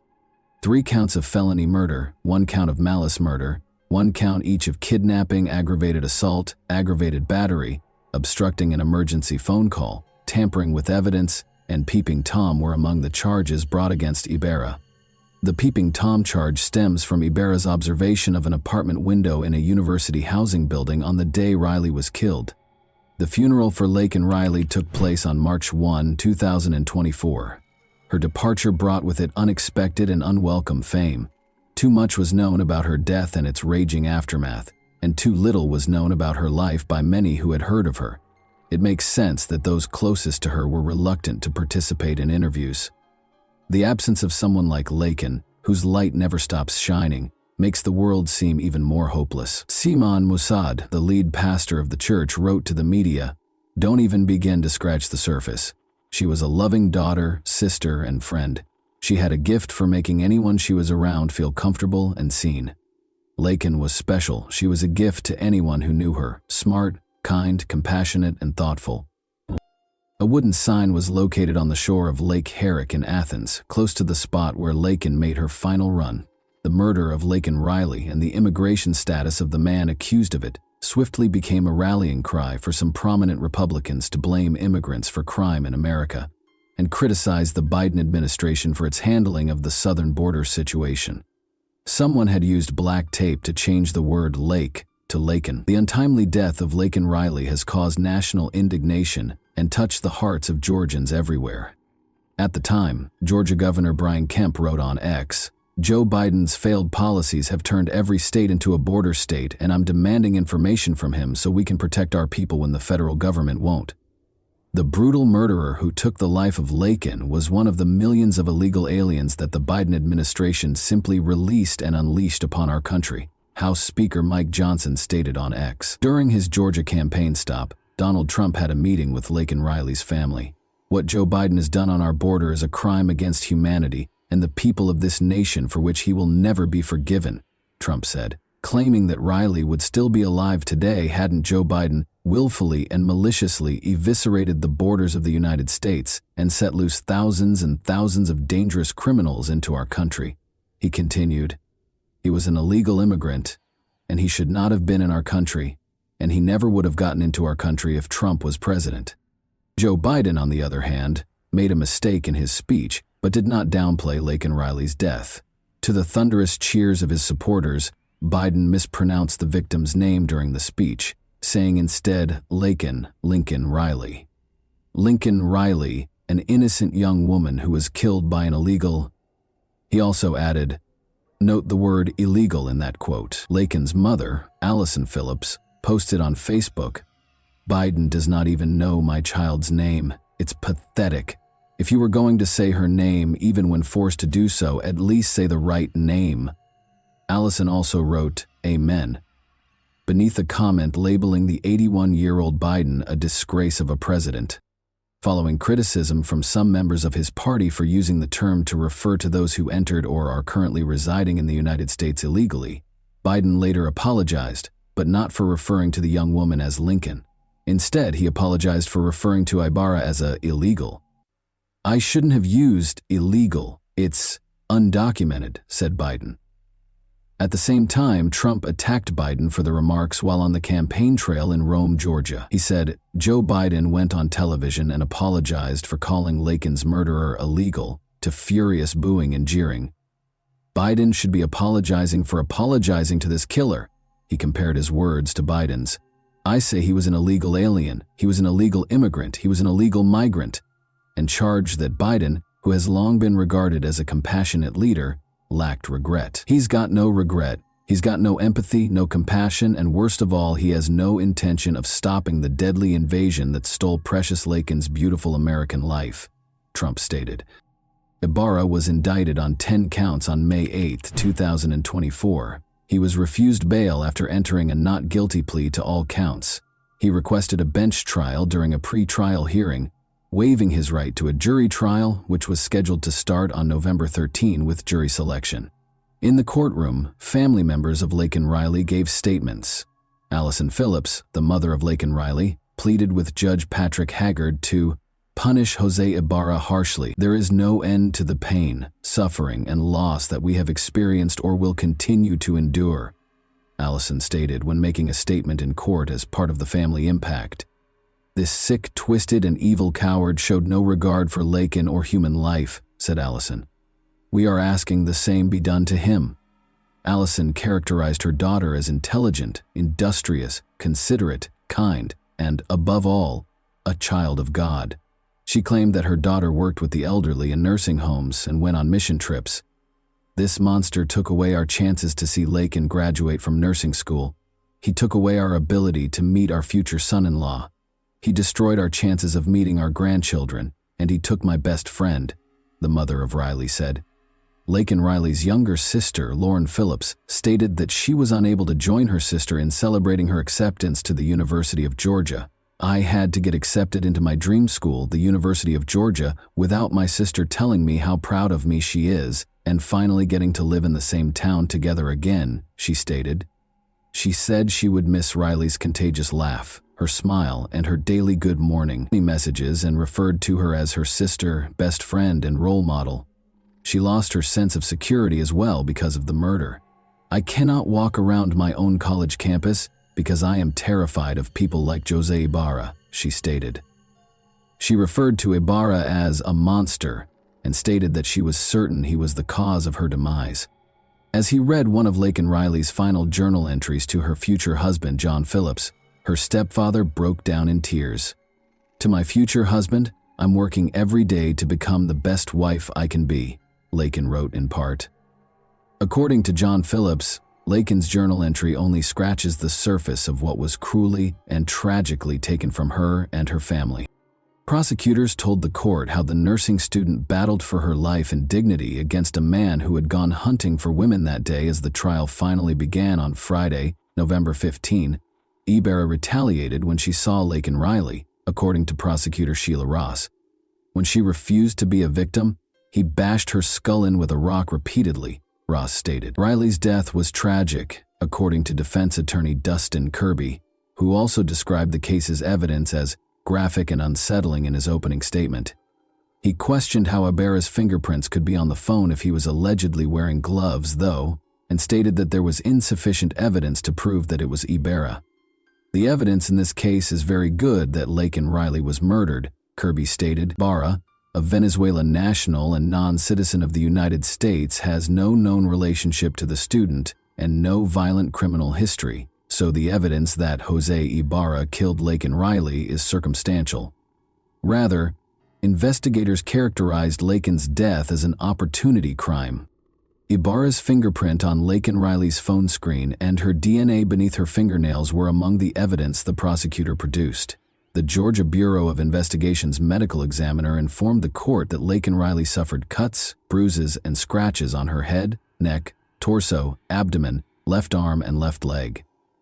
Ibarra struck Laken Riley in the head with a rock, according to prosecutor Sheila Ross, and 2 rocks at the crime scene contain Laken Riley's DNA. Additionally, according to the DNA expert's testimony, tests revealed that a jacket that police found in a trash can at Ibarra's apartment complex contained both Ibarra's DNA and a blood stain that tested positive for Laken Riley's DNA. Judge Patrick Haggard granted the wishes of Laken Riley's family and friends on November 20, 2024, when he found Ibarra guilty on all counts and sentenced him to life in prison without the possibility of parole. In addition, he imposed a second life sentence and 27 years of consecutive imprisonment on him. Today, the integrity of our judicial process and the pursuit of justice transcended political considerations, said Deborah Gonzalez, the district attorney for Athens Clarke County within her circuit. No sentence can undo the harm caused by Jose Ibarra's actions, but we hope it brings justice to Laken's family and the community, she said. Our hearts remain with Laken's family and friends as they continue to grieve this tragic loss. The Laken Riley Act was approved by the House of Representatives on March 7, 2024. The Laken Riley Act would allow states to sue the federal government for not enforcing immigration laws and would require federal detention of illegal immigrants who commit theft or burglary if it were to become law. In August, Riley received her honorary white coat, which represented compassion, humanism, and the beginning of her nursing career. And she had just made the fall dean's list. The nursing school issued a statement on Facebook. She was set to graduate in 2025. The College of Nursing will miss Lakin's spirit on campus, and our hearts go out to her family and friends. We know that she would have been a wonderful nurse, and her passing is a loss for the profession and the communities she would have graciously served. And that wraps up today's chilling story. If you enjoyed this video, don't forget to like and subscribe so you never miss a new upload. Also, let me know in the comments what part of this story shocked you the most. Thank you for watching, and I'll see you in the next video.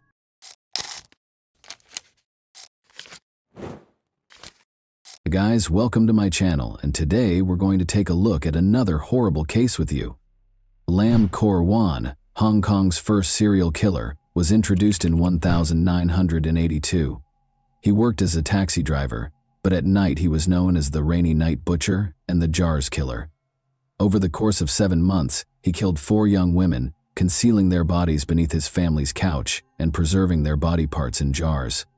Every murder was more graphic than the one before it. They all appeared in unsettling movies, from suffocation to the amputation of body parts. What perverse ideas motivated this man, and who was he? How did these women end up as his gullible victims? Let's discover the terrifying reality that was born on May 22, 1955, in the center of Hong Kong. Lam Kor Wan had a challenging childhood. With 10 children, a legal wife, and 2 mistresses, his father, Lam Weil Lok, led a difficult life. This set the stage for Lam's turbulent early years. Lam was subjected to cruel treatment during his early years while residing in Malaysia with his biological mother. His father violently abused both of them at home. Lam's situation was made worse by the fact that his parents divorced when he was a child. Due to a horrific event in which his father slammed his head against a wall, leaving 2-year-old Lam unconscious with periorbital bruises and a fractured skull, his father had a fierce temper. Following a period in Brunei from 1957 to 1962, during which Lam shared a dormitory with his father's half-siblings and mistresses. Despite his academic success in primary school, Lam returned to Hong Kong in 1968 to attend Ricci Middle School in Sham Shui Po for junior high school. Having to balance 2 different school schedules because of his father's work had affected Lam's performance, particularly in mathematics. By 1970, Lam's academic standing had declined due to the demands of managing his father's motorcycle shop after school. His relationship with his father deteriorated even more, and this was marked by harsh treatment. Lam also started running away from home a lot as a result of this. Up until middle school, it had become a recurring pattern in his life. Lam had begun working in his father's motorcycle shop years after he had graduated from high school. He later went on to learn how to service air conditioners from a relative. The entire ordeal, which was replete with family issues during difficult times, had prepared Lam Kor Wan to become the enigmatic individual he would become. After a fight with his father outside a public restroom on Hakuin Street in early 1973, he was expelled from his house and sent home. After forcing a woman into the bathroom with a knife, he touched her lower body in an inappropriate manner. He was arrested as a result of this incident. A doctor examined Lam and determined that he had mental health problems, making him unfit for trial or incarceration. He was therefore ordered to receive treatment at King Shan Mental Hospital. He chose to change his name to Lam Jiao Koang by the time he was 19, after being treated for 102 days and being released from the hospital. Along with his collection of locked-away pornography kept in a metal ammunition box, his family noticed his odd fascination with the female body. Even though his family made an attempt to assist him, nothing seemed to change. His behavior changed to something more unsettling when these measures did not satisfy him. The women chased him down the street after he bought a Polaroid camera and started taking illegal photos of them from beneath the doors of restroom cubicles. At their home in Kwantong, he had later been caught snooping on his sister as she undressed outside the restroom. After that, the family decided to move further away, into Kwa Wan at their new residence. There was an agreement in place for him and his younger brother to share a room and sleep in different parts of a bunk bed. They were to keep their possessions separate and free from outside interference. He officially began working as a taxi driver in 1978, after obtaining a license and assuming the name Lam Kor Wan. His family only saw him every 14 to 15 days after he was moved to the night schedule around 1980. He then developed an intense interest in photography in 1981, which led him to study the art form. But since he didn't have a darkroom at home to print color pictures, he looked for a photo studio. He enrolled in a photography course offered by the Chinese YMCA of Hong Kong at the Waterloo Road Association in order to avoid suspicion. His classmate was employed at a sim shots. Lam made up a story about needing help with autopsy photos because he was a part-time photographer and worked in a mortuary.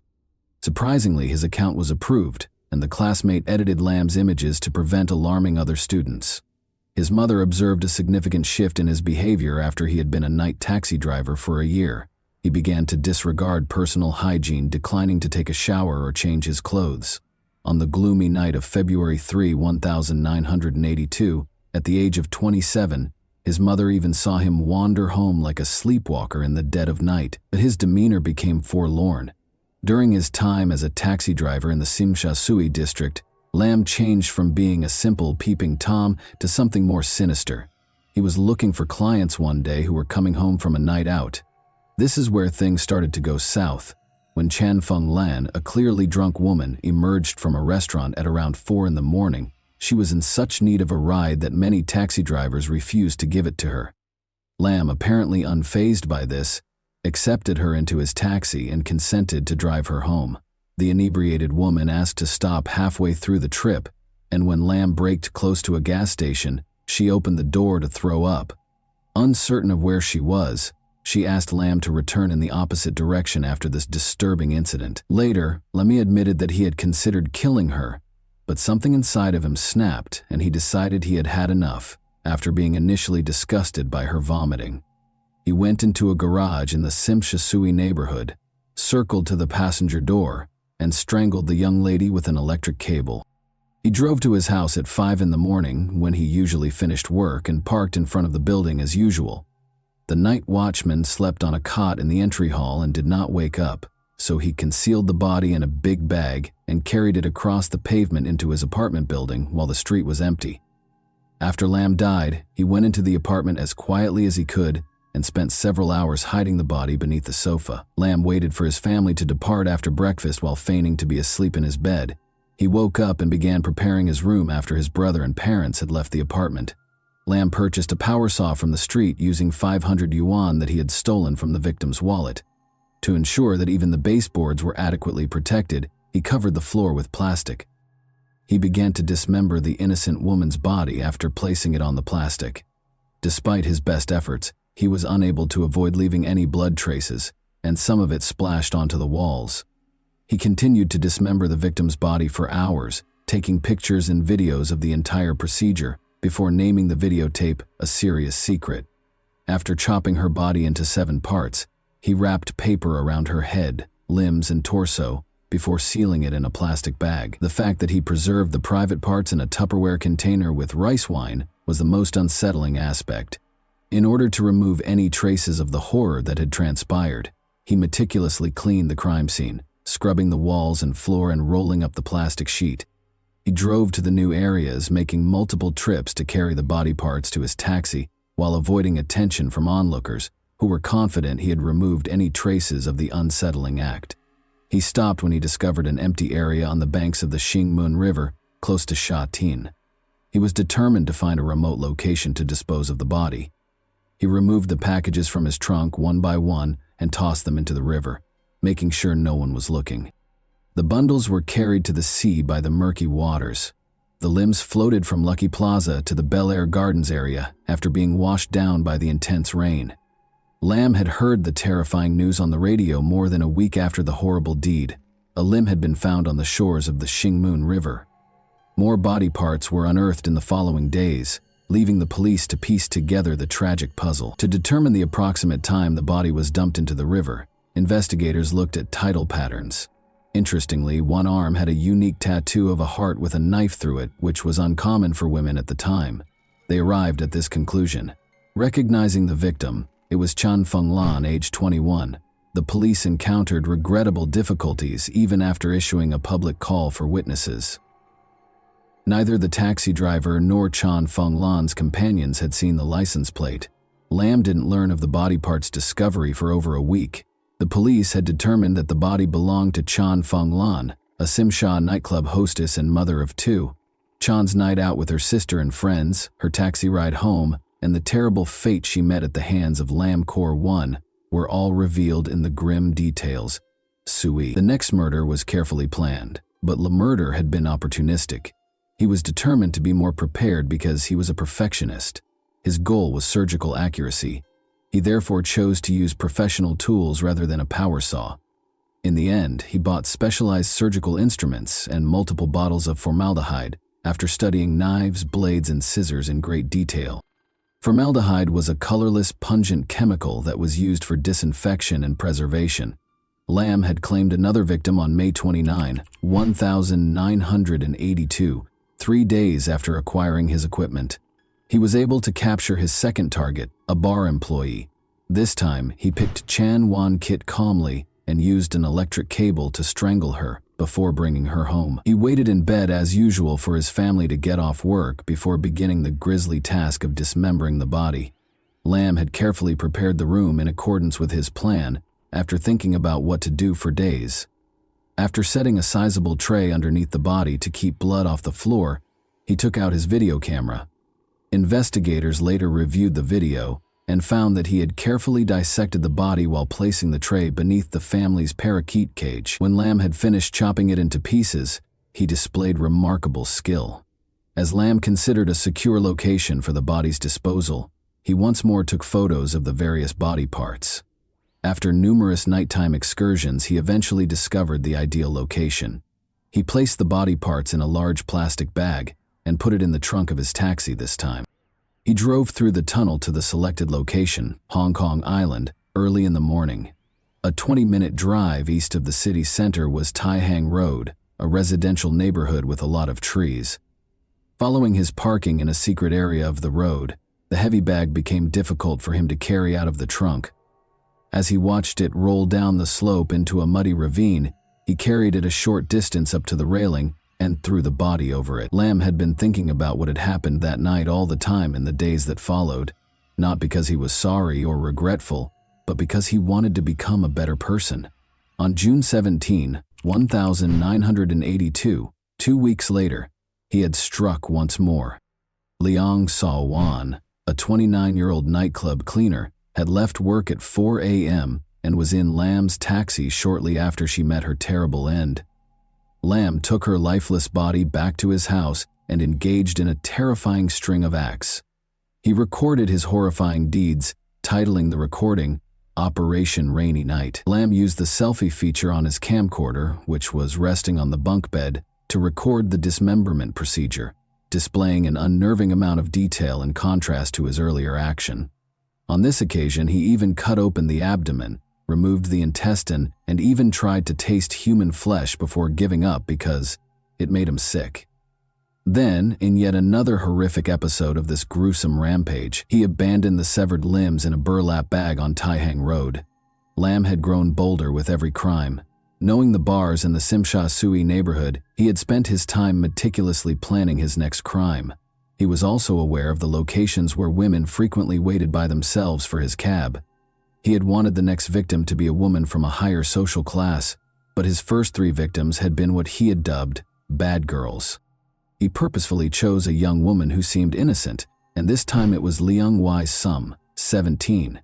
On July 2, 1982, Lam had discovered her outside the Simha Sui Hotel.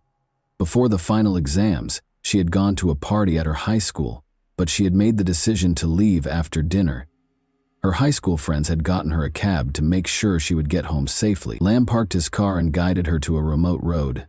When he took hold of her wrist and handcuffed her to the front seat, the teen was frightened. Surprisingly, he wanted company, which was another reason he wanted to keep her in his taxi, even though it was only 9:30 p.m. and too early for him to go home. Desperate for a friend, he kept Lin confined for hours, asking her about her family, religion, and life in general. He wanted to talk to her without any friends. Lamb was generally enjoying her company, but that didn't stop him from carrying out his gruesome scheme. Lamb began strangling the teenager with the electric cable after she fell asleep at around 4 in the morning. He then brought the dead girl's body home and, as usual, waited for his family to vacate the apartment. He hung his video camera from a high shelf and started recording when no one else was home. This was the video that the police would eventually play in court. The video wasn't just unsettling. Lamb was acting necrophilically, that is, performing inappropriate acts with the dead body in the video. It should be mentioned that Lamb had burned the young victim's skin after falling on her thighs while he was earlier assembling the lighting apparatus to record his activities. In order to later refer to it as the 4/3 operation, he also recorded it on video and took pictures of her. Then, just like he had done with the earlier victims, he dismembered the body, which would later come back to haunt him. On August 10, 1982, he later left the body on Tai Hang Road. Lamb tried to make his 4th victim's mutilated photo larger.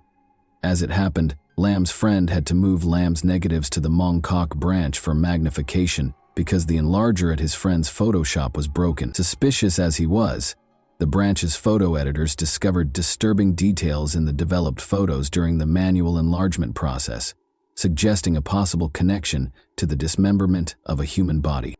A picture of a severed breast and a burn mark on the victim's thigh were among the features that prompted the shop supervisor to call the police.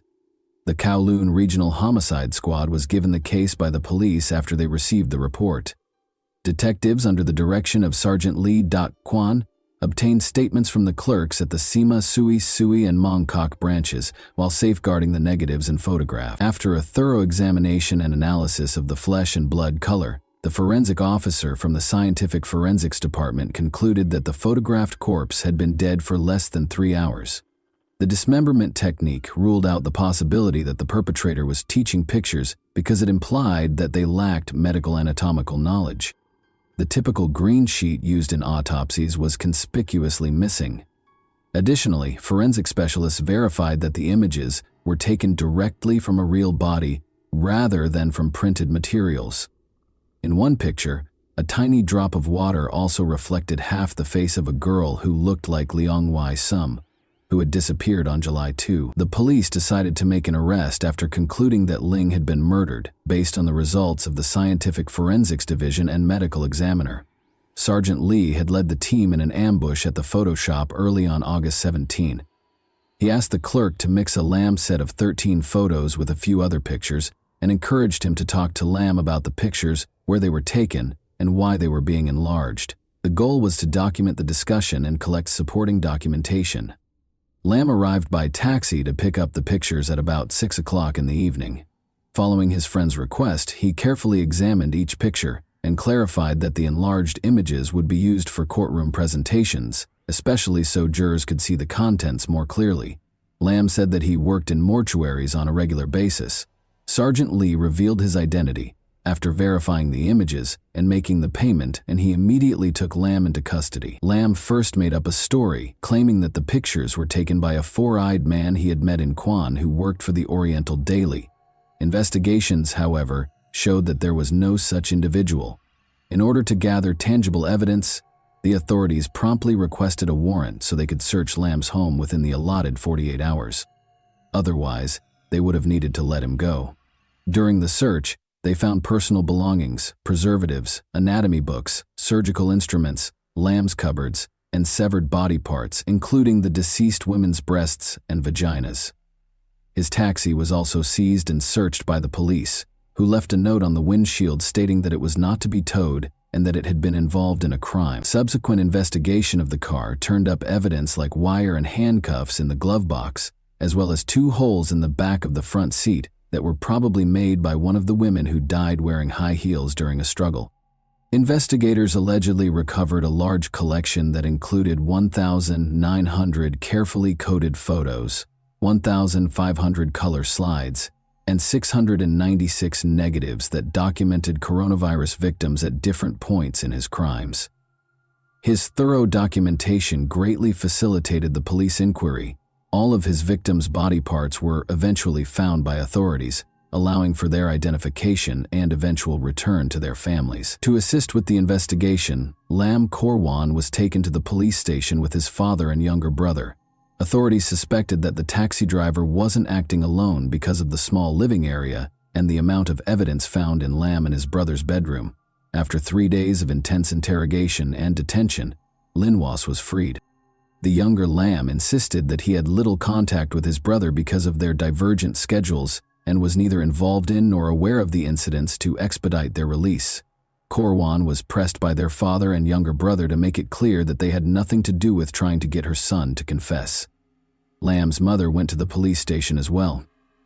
Korwan assisted law enforcement in identifying the victim's body parts. The police, however, continued to suspect the younger Lam of involvement despite their cooperation. As a result, both brothers were brought before the Sanpo Kong magistrates' courts on 4 counts of murder. In order to support the younger brother's persistent denial of involvement, they were later moved to the Sulam Psychiatric Center for evaluation.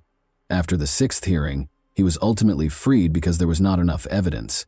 The case was sent to the Supreme Court for trial after a medical evaluation determined that Korwan was of sound mind, had a remarkably high IQ, reportedly over 130, and was deemed fit to stand trial with established prima facie evidence. On March 3, 1983, the trial began, and a large crowd gathered outside the court to watch Lam's behavior.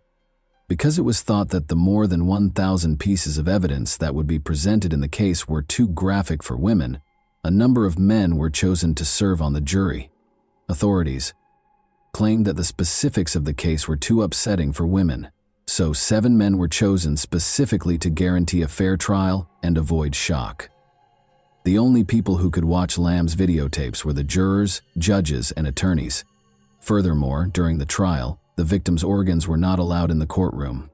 Police officers, Photoshop employees, forensic and scientific specialists, and even Lam's relatives were called as witnesses by the prosecution. Acknowledging the strength of the evidence against him, Lam negotiated a reduced sentence in exchange for admitting to manslaughter. But this appeal was turned down. The jury was instructed by the judge to choose between charges of murder and manslaughter, rather than to discuss Lam's guilt. With testimony from 5 psychiatrists, the trial descended into arguments about Lam's mental health. 3 of them suggested an obsession with women, while 2 questioned his self-control. On April 8 the same year, after 18 days, the judge gave the jury instructions to render a verdict based on whether or not they thought Lam had control over his actions during the crimes. The jury unanimously concluded that Lam was sane, motivated by aberrant desires, and guilty of murder. After more than 3 hours of deliberation, Lam was originally given a hanging death sentence, but thanks to the governor's pardon, his sentence was reduced to life in prison when Hong Kong abolished the death penalty in 1984. Following his conviction, Lam was taken to Stanley Prison and then Shekpik Prison, where he was called a lamb by the other inmates. He kept a low profile, avoiding conversations about his past and valuing his privacy. Rob. He reportedly had a modest salary, was reticent and rarely interacted with people. He read religious, medical, and newspaper articles and took part in Catholic and Christian classes while incarcerated. While he did not receive family visits, he did occasionally receive visits from church volunteers. He amassed a reputation among the prisoners for his understanding of purple star astrology, a type of Chinese fortune-telling, and his cell was stocked with books and newspapers. When Lam applied for parole in 2018 at the age of 62, after serving more than 34 years, even prison officials sought his counsel, raising public outrage. The parole board decided against changes or parole at that time due to concerns about the possibility of repeat offenses, even though they review parole every 5 years. According to reports, during the 1983 trial, Lam was also observed by some inmates dissecting cockroaches in the prison and making elaborate displays out of them while they were kept in a matchbox. In her testimony, Lam's mother described the physical abuse her oldest son had suffered as a child. The father of coronavirus had even caused severe head trauma when the boy was only 2 years old, leaving him with 2 black eyes. She had also been the victim of domestic violence. Experts have connected severe head injuries sustained as a child to psychological problems like necrophilia later in life. Lamb reportedly told a psychiatrist that he thought God had given him the order to carry out the murders. Lamb's actions remained mysterious throughout the investigation. Investigators were baffled by his decision to develop films at a Kodak store, even though he had the required equipment. Some conjectured that he may have secretly wished for arrest because he had almost been arrested before the gruesome autopsy results, and the manner in which the bodies were dismembered suggested that a professional killer was at work. However, despite these disturbing facts, Lamb's family had difficulties because of the case's publicity. They tried to sell their apartment but were unsuccessful because of its fame, so they were forced to stay after the case ended. The police, concerned about possible media exploitation, destroyed all of Lamb's tapes and photographs. Some of the victims' organs, however, had a different destiny there and were kept for educational purposes at the Wan Chai Forensic Medicine headquarters. As our journey through Lamkor, Wan's haunting saga, comes to an end, it is important to remember these 4 innocent women whose lives were tragically taken. Lamb's father sought atonement for his son's sins on November 16, 1986, by dedicating a memorial tablet at Yuan Shin College for the lives lost to his son's evil. The story of Lamkor Wan serves as a chilling reminder of the intricacies of the human psyche and the terrible outcomes they can produce. Such tales act as a forceful plea for greater comprehension, awareness, and attention to mental health.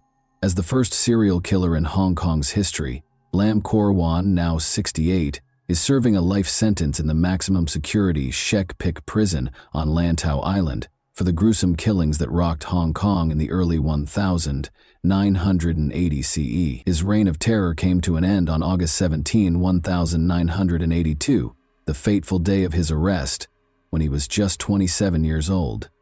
His horrifying post-crime rituals, which included hiding victims under the family couch and preserving body parts in jars, earned him the terrifying nicknames the Rainy Night Butcher and the Jars Murderer. Such unsettling behaviors reveal a terrifying picture of a disturbed mind. And that wraps up today's chilling story. If you enjoyed this video, don't forget to like and subscribe so you never miss a new upload. Also, let me know in the comments what part of this story shocked you the most. Thank you for watching, and I'll see you in the next video.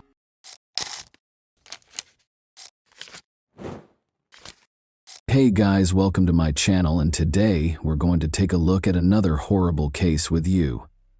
The South Carolina state in the United States is where the events in this video took place. Jessica Carpenter resided in the city of Aiken with her parents and 2 older sisters. The city of Aiken, which has 300 residents, is not very big. As a result, word of Jessica Carpenter's ordeal quickly spread throughout the city and caught the media's attention. Judy, Jessica's mother, discovered her daughter's body on the floor when she returned home on August 4, 2000. Her age was 17. Jessica was a senior at Aiken High School, where she participated in the school band during the summers and worked part-time as a hostess at a nearby restaurant called Red Lobster. It took more than 5 years before the offender was brought to justice. It was August 4th, 2000, the last day of her vacation, and she was eager to start her senior year of high school. Following their lunch together, Jessica's mother Judy left for work, leaving Jessica alone at home. Judy did not see her daughter alive again after that. Judy arrived home around 5:30 p.m. After opening the door and taking a few steps, she noticed something that no mother should ever see. Her daughter was lifeless and naked on the floor. Judy was so terrified that she rushed to her car and dialed 911. The operator asked Judy to return to the house and see if Jessica was breathing. After she had explained the situation, despite being overcome with fear, Judy returned to the house. She followed the operator's instructions to the letter. Judy waited a moment before telling the operator that Jessica was not breathing. She was icy. Police and medics hurried to the scene right away. At the scene, Jessica was declared deceased. First, the police checked the house to make sure the criminal wasn't hiding there. Jessica had been stabbed in the neck and had a telephone wire wrapped around her neck. The fact that Jessica was naked made it clear what drove the crime. Based on the atmosphere in the house, Jessica retaliated. There were fights in her living room, kitchen, and bedroom. Crime scene investigators partially lifted Jessica's fingerprints and collected DNA samples from her body. Physical evidence was scant, Investigators were a little frustrated when they discovered a partial fingerprint. Unknown male DNA was the only important piece of evidence the police discovered. Before departing the scene, there was almost nothing in the case to cling to except the DNA. Another crucial detail caught the attention of the detectives. No evidence of forced entry was found. Jessica was by herself at home, and she always locked her doors in situations like this. It was clear that she either knew the criminal or felt comfortable allowing him to enter the house. Since this had never occurred in their neighborhood before, people were shocked that it had. The neighborhood did not have a high crime rate. According to the results of the forensic analysis, Jessica passed away from internal bleeding and oxygen deprivation. Once a place of laughter and vitality, the Carpenter family home was now enveloped in an unbreakable veil of grief.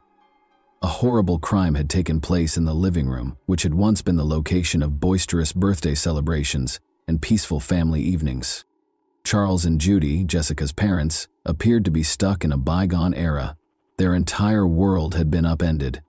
They were at peace because they believed they had failed to protect their daughter. Although Jessica's sisters were heartbroken by the incident, the family came together during this time. The Carpenters had a strong belief that the police would identify the culprit behind Jessica's death. Since Aiken is a small city, word of Jessica Carpenter's ordeal spread swiftly. The story was reported in every newspaper and on every local television station. In order to solve crimes, law enforcement occasionally needs the assistance of the media. They need the public to be aware of it, and although investigators gave the media some information about the crime, important details were kept under wraps. On August 25, 2003, it was kept a secret that Jessica had been shot in the neck, strangled with a telephone wire, and discovered nude. The first information was given to the police a few weeks after Jessica's death, and they spread it through local news reports. Surveillance footage from a convenience store a few blocks from Jessica's residence was obtained by investigators. Detectives thought that the young man in the top right corner of your screen might have some information about Jessica. As part of an ongoing investigation into the death of a carpenter, the police wanted to identify and question him. On the basis of surveillance footage, every lead, no matter how trivial, was closely examined. In an attempt to identify the man, the Aiken police released a sketch that was aired on television.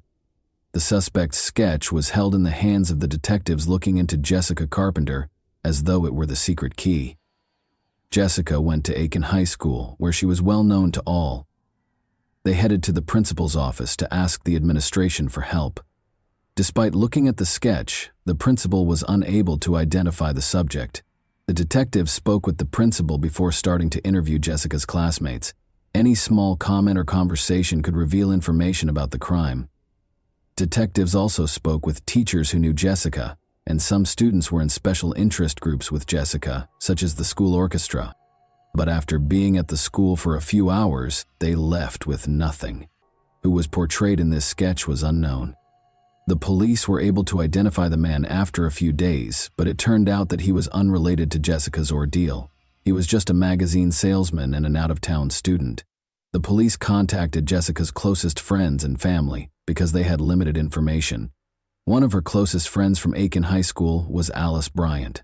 She played in the music orchestra with Jessica, whom she had met in 6th grade. Both of them were anticipating their senior year, getting ready for college and maturing. Alice was asked by the investigators if anyone in Jessica's immediate vicinity intended to hurt her. Perhaps she got into a quarrel with someone at school. Alice asserted that Jessica had no enemies, but it's possible that she turned down one of the boys and he was unable to handle it. She had a good relationship with everyone. Because Jessica's friends were unable to provide any leads, the investigation came to a standstill once again. The DNA of an unidentified male was the only tangible evidence the police had discovered at the crime scene.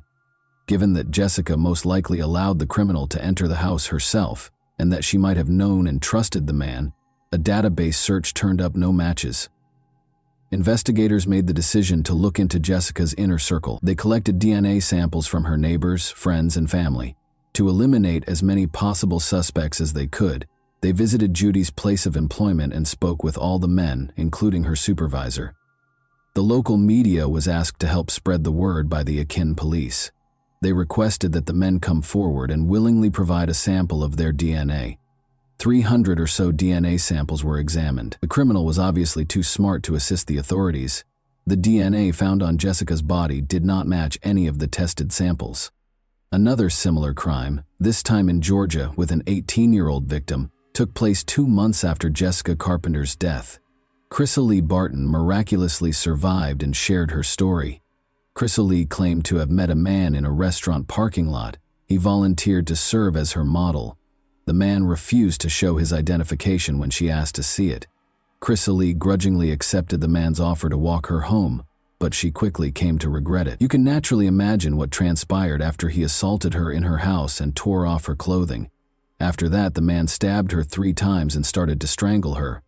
Chrysalie survived, but he believed she was dead.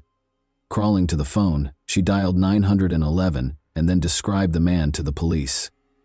It was clear that Jessica Carpenter had been attacked by the same man who had attacked Chrysalie Barton. The 2 crimes shared far too many similarities.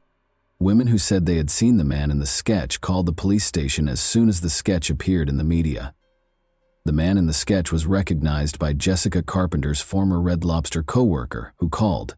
She stated that the week prior to her murder, she had been working with Jessica when the man approached them while they were chatting on the street. He paused and inquired about directions. They attempted to inform him of his destination. He then asked if either of them could accompany him and show him the precise route. Both of them declined, and the man discovered where they were employed. Investigators questioned whether Jessica's murder occurred as a result of this conversation or if it was just a coincidence. 3 days later, the police had a name, thanks in large part to the sketch of the offender that was shown on every newscast. Reinaldo Rivera was his name. A wanted list was created for him. He could harm someone else, so the police wanted to track him down as quickly as possible. The news was just coming on the television, which was once again displaying a sketch of the suspect, when a number of officers stormed into Rivera's room after finding his car in a motel parking lot and driving there to arrest him. In order to evade justice, Rivera was now unconscious on the ground. He had no choice but to take a knife and hurt himself. However, he lived because the police showed up in time. Detectives now needed to identify Reinaldo Rivera and determine whether he was connected to the death of Jessica Carpenter, who was born into a doctor's family in Madrid, Spain. When Rivera was 7 years old, his family relocated to Puerto Rico. He enlisted in the U.S. Navy at the age of 19, serving in San Diego, California, and Orlando, Florida. As an adult, Rivera attended the University of South Carolina and graduated with a degree in office administration while working for the Joint Chiefs of Staff in Washington, D.C. From December 1986 to March 1991, before relocating to North Augusta on Valentine's Day in 1993, he had lived in Graniteville, Columbia, and Fayetteville, North Carolina. By 1998, he was married to Tammy Lisa Bonet and had 2 kids. Rivera was hired by the Firestone Tire and Rubber Company in Aiken to work as a tire inspector. When investigators searched the motel room where Rivera was staying, they discovered a surprise. He left a note claiming he had nothing to do with Jessica Carpenter's death. No one suspected that he led a second secret life like a police officer, and Jessica's family was certain they had found the person who killed her. After assaulting Chrysalie Barton, Reinaldo Rivera was taken into custody. Authorities believed he might be involved in the Jessica Carpenter case as well. They believed the case would be closed and that was the end of it. However, Rivera shocks authorities by confessing to yet another string of unsolved crimes, rather than Jessica's murder. Moussafe Dingus, a 17-year-old from Graniteville, South Carolina, disappeared on July 17, 1999. During the subsequent searches, Aiken County Sheriff's Office deputies reported seeing a girl who fit Dingus's description twice, with an older, dark-haired white male. In the first case, she got into a tan, older model car, and in the second, a bright red 4-door car. On October 13, 2000, after Rivera gave police directions to the burial site on December 4, 17-year-old Tiffany Cherise Wilson from Jackson vanished while she and her 2-month-old daughter Caitlin were at a Winn-Dixie grocery store in North Augusta. Her car was discovered in the parking lot, and witnesses saw her get into a white 4-door Ford from the mid-1980s. The car stopped for a moment before speeding away. 3 days later, Caitlin was discovered stranded in her vehicle across the state line, in front of a Georgia welcome center. The body of a young female was found by 2 hunters in a densely forested area close to Graniteville on December 30th. Wilson's fingerprints were later used to positively identify the deceased. Similar to the aforementioned victims, Tabitha Lee Bosdell, 20, of Augusta, Georgia, vanished on June 19, 2018. She was going to apply for a second part-time job at a Huddle House before heading to her primary job as a telemarketer, according to her family. Rivera was charged after her remains were located and identified. Marnie Marie Glista was attacked in her home on September 5, 2000. Her age was 21. Despite suffering severe injuries, she lived. After being brought to a nearby hospital, she passed away from her wounds. She became the 4th known victim of Ronaldo Rivera 5 days later. Chrysalie Barton was attacked by Rivera on October 10, 2000, but she survived and police were able to obtain a sketch of her. Rivera's crimes all had a similar pattern, and all of his victims were roughly the same age. All of them suffered neck stab wounds and strangulation. The 37-year-old Rivera was put in solitary confinement and kept under close medical observation to make sure he couldn't hurt himself. Rivera denied any involvement in what happened to Jessica Carpenter, despite confessing to 5 other crimes. After securing Rivera's DNA, police hurried the sample to a lab for Jessica's relatives. It was intolerable to wait for the results. However, the case took a new turn just when the Aiken Police Department believed they had apprehended the offender. Authorities were informed by police informant Craig Gant that Tony Baldwin had confessed to killing Jessica Carpenter. On another murder charge, Tony Baldwin was already incarcerated in Aiken County. The police, Jessica's friends, and her family could only wait while DNA samples were taken from him to determine whether he was involved in her death. When both men's DNA results were received in January 2001, the community as a whole held its breath. 2 suspects in Jessica Carpenter's murder were exonerated, which was a startling development for her family. The DNA discovered on Jessica's body and in the house did not match that of Rivera or Tony Baldwin. For the investigators and the family, this was a huge letdown. Months went by, but the case was still unresolved. But on August 19, 2002, 2 years after Jessica's passing, the lab called the detective who was looking into the case. A DNA match was discovered. The owner was a man named Robert Atkins, who was incarcerated in Georgia. Robert Atkins was having legal issues. He was found guilty of stealing. In Georgia, he was sent back to prison for violating his probation. Georgia was one of the few states at the time that collected inmates' DNA upon admission and entered it into a national database. A DNA match was discovered in this way. One could argue that Atkins might not have been connected to the Jessica Carpenter case if he had acted appropriately and not broken the law once more. In addition to being shocked, investigators were curious as to why he did it. How was Jessica known to him? Furthermore, who is he? In any case, his name was new to the Jessica Carpenter case. To get answers to these questions, a detective visited the prison. Atkins denied knowing Jessica when he started questioning him. The detective then began discussing Jessica's mother Judy's suffering, saying that she was so heartbroken that she didn't know how to proceed with her life or what to do. Atkins apologized while glancing at the detective. He started crying and requested a pause during the interview. Afterwards, he admitted to killing Jessica Carpenter.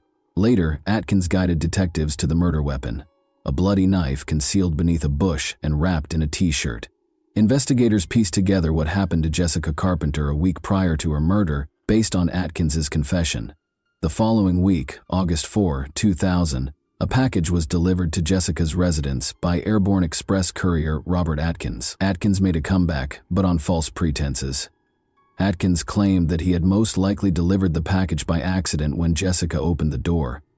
Jessica responded last week that there had been no error. Then Atkins asked if he could use the phone inside. Jessica let him in. He acted as though he was speaking to someone on the phone.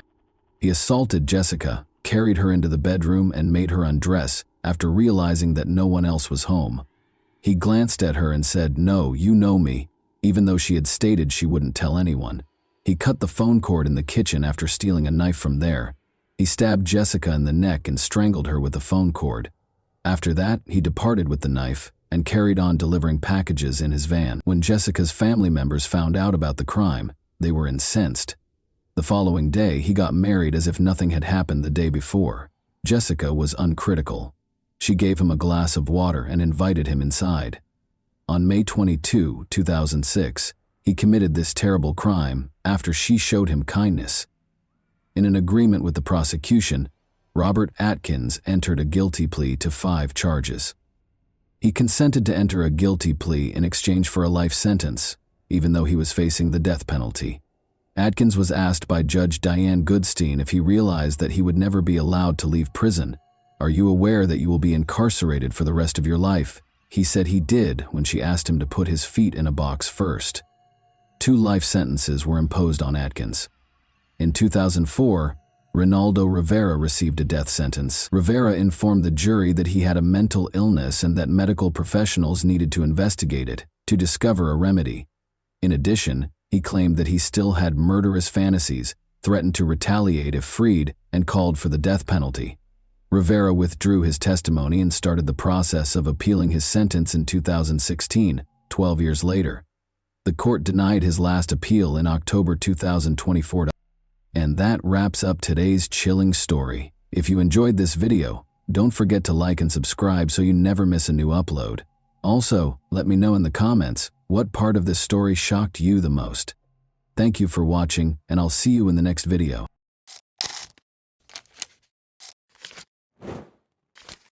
Hey guys, welcome to my channel, and today we're going to take a look at another horrible case with you. We examine the events that occurred in the U.S. state of Florida today. On October 16, 2018, 28-year-old Laura Peicher was last spotted having dinner at a bar in Sebring. An employee at the Tampa restaurant called 911 3 days later after noticing something odd close to a dumpster. The case was solved by detectives using surveillance footage. Laura Peicher was an extremely beautiful and consistently upbeat woman. She was gregarious. In remembrance of his daughter, her father, an art teacher, said this: "In 1989, Laura Peicher was born on a chilly day in Michigan. She had 2 nephews, one of whom she never met, a sister-in-law, an older sister, and a brother. She was born with 2 fingers and a thumb on her short left arm. Throughout her life, she struggled with discrimination due to her physical differences. She worked with individuals with physical and mental disabilities as a job coach at Goodwill. She was disabled, but that didn't stop her. It was a feature of her distinct character. Growing up, Laura lived in Michigan. She relocated to Sebring, Florida when she was 26 years old. Her grandmother was getting too old to care for herself, so she moved to Florida. With a big heart, Laura left her job to visit her grandmother in Florida. The incident started with a 911 call on the morning of October 19, 2018, when staff members at the restaurant reported discovering the woman's body hidden under a wood board and wrapped in a plastic bag close to a dumpster behind the establishment. In a restaurant parking lot, a woman reported a bad smell next to a dumpster by calling 811. She initially believed it to be a dead animal, but upon closer inspection, she discovered what she initially believed to be a dead woman. Investigators showed up on the scene. Face down, the victim was discovered. She was half naked. She was discovered wearing a dress, and a plastic bag was placed over her before the bed's headboard was placed over her body, but the gown was lowered beneath her breasts. Her hands were tied behind her back by the criminal. They discovered a wallet that eventually held an ID card and a clear plastic bag filled with personal belongings, the most crucial of which was mail, by using a purse strap inside the dumpster. Laura Peicher was identified as the victim. She lives in the city of Sebring, Florida, which is roughly 2 hours' drive from where she was discovered, and investigators concluded that she is not truly from Tampa. After more research, it was discovered that Laura owns a silver Toyota Tundra pickup truck. Her pickup truck was not in the parking lot close to where Laura's body was discovered, even though she may have driven it to Tampa. In case it was spotted anywhere, the truck was registered as a stolen vehicle and added to a law enforcement database. In the meantime, the restaurant manager was interviewed by investigators. The body was found on Friday morning, 2 days after the establishment's owners had cleaned the parking lot on Wednesday. This implied that the body had to have been there from Wednesday through Friday. Laura was strangled with a thin rope-like object. as evidenced by the obvious marks on her neck discovered by the medical examiner who conducted the autopsy on her body. Laura's death date was determined by additional indicators found on her body. It was obvious that the body had been on the ground for a long time because the skin was discolored. 2 days before she was discovered, on Wednesday, the medical examiner came to the conclusion that Laura had passed away. Meanwhile, police in Michigan, 1,200 miles away, informed Laura's family of her passing. Her parents were taken aback. In order to allow investigators access to Laura's trailer, Laura's parents drove 20 hours from Michigan to Sebring. Investigators sought to determine whether the trailer was a scene of a crime. They entered and searched the house to see if anything out of the ordinary had occurred, but there was nothing there. Everything had a place. No sign of a struggle had occurred there, which might indicate that Laura had been attacked elsewhere, nor was Laura's pickup truck present. The investigators were aware that reconstructing the timeline of Laura's final hours would be necessary to solve this case. They wanted to know who Laura had met, why she had come to Tampa from Sebring, and what had happened to her pickup truck. On Wednesday, investigators looked through Laura's cell phone logs. She stopped answering calls between 1 and 5 in the morning. It is a clear sign that something has occurred. According to the records, Laura called a man named Vidal Cortez twice on Wednesday morning. Detectives wanted to speak with a man named Vidal Cortez, who became the first possible suspect after Laura's friends disclosed that he was Laura's boyfriend. They needed to know if there had been any issues in their relationship and when he had last seen Laura. However, the police learned that Laura's pickup had been seen outside a Tampa convenience store before they could locate Cortez and speak with him. 3 miles from the scene of Laura's body, the detectives visited a convenience store. Laura's pickup truck was gone when they arrived. Nonetheless, the detectives hoped they could obtain some answers from the surveillance cameras that were placed both inside and outside the store. They saw a pickup truck arrive at the store and park after viewing the footage from those cameras. Although they attempted to zoom in, the video quality was subpar, making it impossible to identify the driver. A man exited the passenger seat of the pickup truck after it had parked. This indicated that the pickup truck had a driver and a passenger, or at least 2 people. It seems that the man who exited the pickup truck was aware that the cameras were recording him. He wore a baseball cap and kept his head down. He went into the store, but as before, detectives couldn't see his face on the videotape due to its poor quality. The picture was excessively grainy. The employees of the store stopped him from stealing the beer. The man went back to the pickup truck and sat in the passenger seat after leaving the store. Neither did the driver exit the pickup truck, nor did he appear on any of the cameras. Patrol officers found Laura's pickup truck about an hour later. It looked like it had been in a small collision and was parked in the street. At the time of his arrest, investigators noticed the same man sitting in the passenger seat on the surveillance footage. He introduced himself as Calvin Gary. He wore a tracking monitor on his ankle and was on probation. In the driver's seat was nobody. The pickup truck's driver had clearly run away, as only a pair of shoes remained. The detective started questioning Calvin Gary, while Laura's pickup was turned over to forensic so they could thoroughly inspect it for any evidence. He claimed that a man named Hot had given him the truck. They were going to steal beer from a convenience store, and Hot had just moved into the area. Calvin Gary was asked by detectives if he was aware of how hot the pickup truck got. "I don't know anything about Laura," he said, adding that he didn't know the answer to that question. "I don't know what happened to her," he said. He informed detectives that Hot was a short African-American man. Calvin Gary also provided detectives with Hot's location. When they spotted them, they proceeded to the designated address. The short man hid in a bushy grove. He was mistaken in his hope that the detectives hadn't noticed him. They invited him to approach them. The man had on a shirt and pants but no shoes when he came out of the shrubbery. He refused to give his name when detectives asked him to do so because he was uncooperative. The detectives then requested that he approach the car. They were able to quickly identify fingerprints thanks to specialized equipment. Detectives discovered a match in the database when they scanned the man's fingerprint. Gary Daniel was his real name, and he had a long criminal history. He was already a 3-time prisoner. The fact that Gary Daniel was from Sebring was another noteworthy detail. Be mindful, Laura was a resident of Sebring as well. Detectives assumed Danielle was the driver of Laura's pickup truck because he was shoeless. Remember how the police discovered shoes inside the pickup truck when they located it? Gary Danielle was therefore a suspect in the Laura Peacher case, due to all of these factors. Nevertheless, the detectives had to release him because there was insufficient evidence at that time for the police to bring any charges against him. Because Calvin Gary had an ankle monitor, they focused on him and the fact that he, Gary, and Daniel used Laura's pickup truck. But the police were able to follow him around. They learned that Calvin Gary had never visited Sebring where Laura lived, or the dumpster where her body was discovered. Following the discovery and interrogation of Laura's boyfriend, Vidal Cortez, detectives ruled out Calvin Gary as a suspect.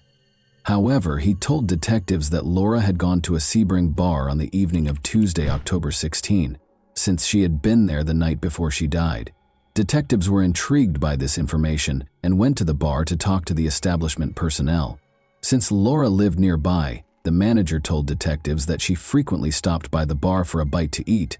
Her most recent visit was on the evening of Tuesday, October 16. There was nothing unusual about her manner. She was smiling and friendly as usual. The existence of surveillance cameras within the establishment, which captured all events within the bar, was discovered by detectives. They viewed the video, which supported the bar manager's claims that Laura was wearing the same dress in which she was discovered. At the bar, she was seated. At the time, she was conversing with a waitress who was employed. She ate dinner. Nothing odd was going on, and she hadn't ordered any alcohol. Around 11 p.m., she left without meeting anyone and only talked to a waitress. Subsequent investigation revealed that the witness saw Laura with a man he described as Shorty at 2:45 a.m., approximately 4 hours after she had left the bar. She was spotted by the witness at a gas station outside a convenience store across town. At that moment, Laura was sitting in her pickup truck and appeared to be in good health. There was no sign that she was having problems or that she needed assistance. In addition, the witness stated that Laura and Shorty took off in their car. Since the gas station was the last known location where Laura was spotted alive, the investigators went there. At 2:54 a.m., when they began watching the security footage, they recognized a familiar face. Gary Danielle had entered to purchase cigarettes. Before he left, he chatted with another customer. Laura's pickup truck was seen backing out of the parking lot and onto the highway in footage captured by another camera.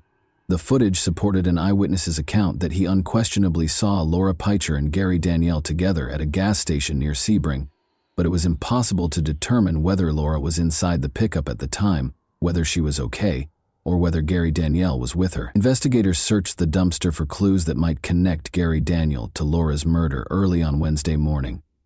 Although the ATM receipt was partially torn, it contained information that helped law enforcement identify that it was a specific ATM at a Lakeland gas station.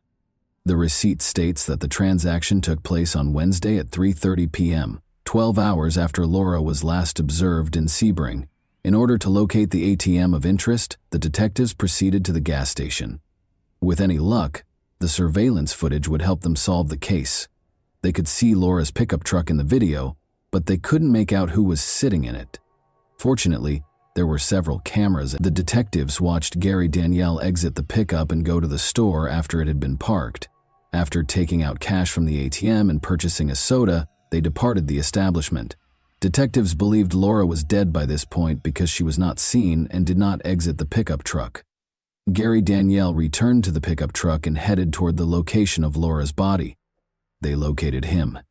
For interrogation, Gary Danielle was brought to the police station. The only proof the police had at that point was that Danielle had used Laura's pickup truck, so they started interrogating him about it. The only thing he did, Danielle said, was to use an unlocked truck that had keys inside for that purpose. He didn't know who owned the pickup. The pickup truck's interior was fine, he said. He saw nothing out of the ordinary. After showing him a photo of Laura, the detectives asked him if he recognized the person in it. "I don't know the woman," Danielle said. He was asked if he had ever met Laura in Sebring by detectives. "No," he said. Then they told him that a recording had been made at a Sebring gas station. "He's on the tape, and Laura's pickup truck is on the tape." He refused to answer any more questions after Danielle learned that the police suspected him of killing Laura. There was no tangible evidence available to detectives at the time to convince a jury that Laura Peacher was murdered by Gary Danielle. A person has a set amount of time to stand trial. The clock begins to run as soon as the suspect is taken into custody. The detectives chose to release Gary Danielle because they were still awaiting the forensic findings. Naturally, there was a significant risk that Danielle would flee, but the investigators determined that the risk was warranted in this instance. Many questions were addressed by forensic analysis. Drops of Laura's blood were discovered by the experts in the rear seat of her pickup truck. This suggests that Laura's body was either in the back seat of the pickup truck when she passed away, or that the crime was committed inside the vehicle. A forensic report on the objects discovered close to Laura's body has been obtained by investigators. Gary Danielle's DNA was discovered under Laura's fingernails, and it matched the DNA on the strap that was used to bind her hands. Gary Danielle was taken into custody after the DNA evidence found in surveillance footage was sufficient to file charges. Danielle used his right to silence and remained silent when he was arrested. He was accused of carjacking, tampering with evidence, and first-degree murder. The investigators attempted to create a timeline of Laura's final hours based on the evidence. They were aware that Laura was in a Sebring bar. At around 11 p.m., she left the bar by herself and went to the town center, where she met up with friends. She met Gary Danielle that same evening. There was no connection between them, and they had never met before. Because Gary Danielle wouldn't answer questions, investigators think Laura agreed to give him a ride, perhaps in return for money. Investigators don't know how he and Laura met, but they do know that she was found alive and unharmed in a pickup truck by an eyewitness at a gas station, where she and Gary Danielle ended up. After they left the gas station, it seems that something happened. Laura was strangled in her own pickup truck, though it's unclear where the truck was when she passed away. Surveillance footage showed Laura's pickup truck at a gas station 25 miles outside of Tampa, where Danielle was taking out cash from an ATM, 12 hours after it was last seen in Sebring. After that, Danielle took a car to Tampa. 2 days after, he hid Laura's body in a restaurant parking lot next to a dumpster. It was discovered. The trial didn't happen until nearly 3 years after Laura's passing. The global situation was the reason for the delay. It took a long time for Laura Pietro's father to go to court and face the man who killed his daughter. Rather than condemning Danielle, the father used his words to discuss the lost young woman. A young boy once pointed out her short arm, according to a story her father told. She was told by another boy that he had asthma. "Don't you know there's something wrong with everyone?" she replied. Her father brought some of his daughter's belongings to court, including her journal, which bore the inscription, "Live the life you've imagined." Because she lived alone and no one was around to do the dishes, she wrote in it that she detested cooking. She expressed her distaste for littering in her writing. On August 24, 2021, she wrote about her 4 tattoos, the most significant of which was a black bird in memory of a deceased sister-in-law and based on a Beatles song. In a deal with state prosecutors, Gary Danielle entered a guilty plea to second-degree murder.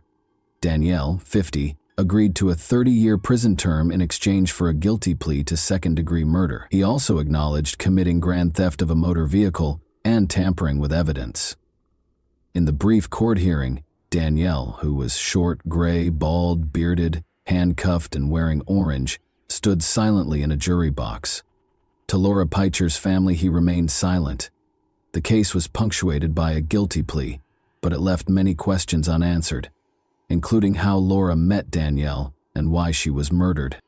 And that wraps up today's chilling story.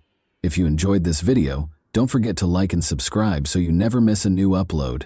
Also, let me know in the comments, what part of this story shocked you the most? Thank you for watching, and I'll see you in the next video.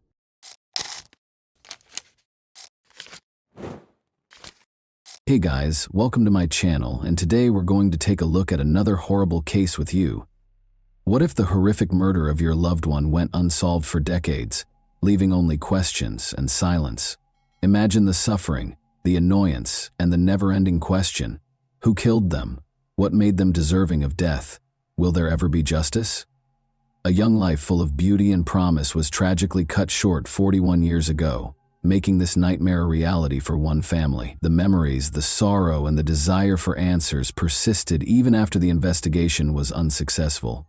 A vibrant, aspirational, and hospitable beauty school student, Laura Kempton had her entire life ahead of her. However, her future was brutally stolen on that fateful day in 1981. Her family was left in ruins, looking for hints that seemed to disappear. Are you prepared to learn more about Laura's tragic tale? A family left with unresolved questions, a life cut short, and a decades-long quest for justice. Will she at last receive the justice she is due? Together, let's discover Laura's true fate. Imagine a young lady who is eager to face the world and has a sparkle in her eyes. That was Laura, a 23-year-old with a dreamy heart and a passion for life. Her contagious laugh and radiant smile had a way of illuminating the space. Laura moved to Portsmouth, New Hampshire in 1980 from her small town. She needed a change because she was sick of the same old routine. The electric energy of the city offered her a new beginning and limitless opportunities. Laura experienced a wave of liberation, as though she could now be who she truly was. She was drawn to the energy and atmosphere of the city's clubs and music scene. Laura was a beauty school student by day and a social butterfly at night. She scooped sundaes for summer tourists at Karen's Ice Cream and worked at the quirky Market Street gift shop Macro Polo.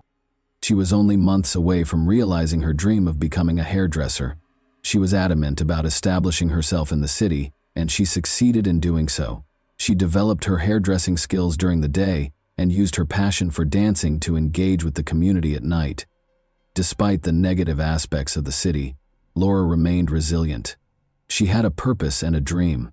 Her passions and her work provided her with solace. Laura believed she was changing the world, fostering relationships, and improving the city with each Sunday she scooped and haircut she styled. Laura was confident that she would overcome any obstacles and become even more radiant. She enjoyed dancing, laughing, and being present. She was constantly surrounded by friends and admirers as she visited well-known locations like Riverside and the Ranger Club. She wouldn't have it any other way, and her social calendar was constantly full. Although Laura wasn't committed to a single partner, she was seeing a man named Charlie, who was a gifted saxophonist for a band that frequently played at Lucas, a well-liked restaurant in the neighborhood. As their relationship grew, Laura was eager to see where it would take them. Laura had a promising future with seemingly limitless opportunities. She was a young lady with an uncontrollable spirit and a hopeful heart. She had no idea, however, that her life was about to take a terrible turn that would destroy her community, friends, and family. It would turn out to be one of Portsmouth's most notorious crimes. It was a night Laura's friends would never forget. On September 28, 1981. Laura and her friends were dancing at the Riverside Club on a typical Saturday night. All around them, lights were flashing and music was pounding. Laura first saw JR there, a man whose smile could light up any space. Laura and JR were dancing together, grew closer to one another as each song was played. They returned to Laura's house at the end of the evening and continued to chat and laugh until the wee hours of the morning. JR gladly accepted Laura's invitation to stay over since she truly liked him. They stayed up late, telling each other stories and making each other laugh until they were unable to stay awake. Still grinning and making jokes, they stopped by Goldie's Deli for a quick breakfast the next day. However, Laura had to leave quickly for her job at Macro Polo, which she genuinely loved. She was buzzing with energy as she left the house that morning, and her friends noticed how excited she appeared. Laura was thinking about JR during her lunch break at Cafe Petronella. After work, she was eager to see him again. She couldn't help but smile when she thought about what they had. Laura and her friend Karen got together later that night and made the decision to visit Lucas, a bustling place on Hanover Street that is well known for its fantastic dancing and music. Together, they had a great time laughing until their sides ached and dancing as if no one else was around. Laura was only interested in having fun with Karen and enjoying the music, despite several guys trying to get her attention. At 1 a.m., Karen bid Laura farewell as the evening came to an end. On 20 Chapel Street steps, they had no idea that danger was close by. A curious 13-year-old boy named R.R. Seath lives across Sheath Street, left his bedroom to go to the restroom. As he walked through the living room, he noticed his mother sitting in the dark room, still awake. However, the living room window, which provided an excellent view of the first-floor apartment across the street, caught R.S.'s attention instead. The lovely young woman who had moved in that summer was someone he had become used to seeing. She was sitting with her back to the window on her couch. R.S. could make out the outline of something in her hand, possibly a cookie or cracker, and the soft curve of her shoulder blades. Not even one of the last times anyone would see Laura Kempton alive would be during this brief moment. It was an accidental glimpse, a brief moment in time of a life on the verge of tragedy. Everyone who knew Laura would be haunted by the tragedy that was about to unfold on the night that had started out so happily and with so much laughter.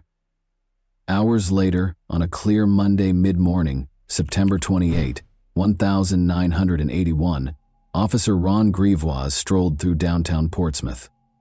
He was intimately familiar with these brick sidewalks. A young woman had failed to pay for her parking tickets at 20 Chapel Street, where he was headed. He saw that the front door was unlocked as he got closer to the structure.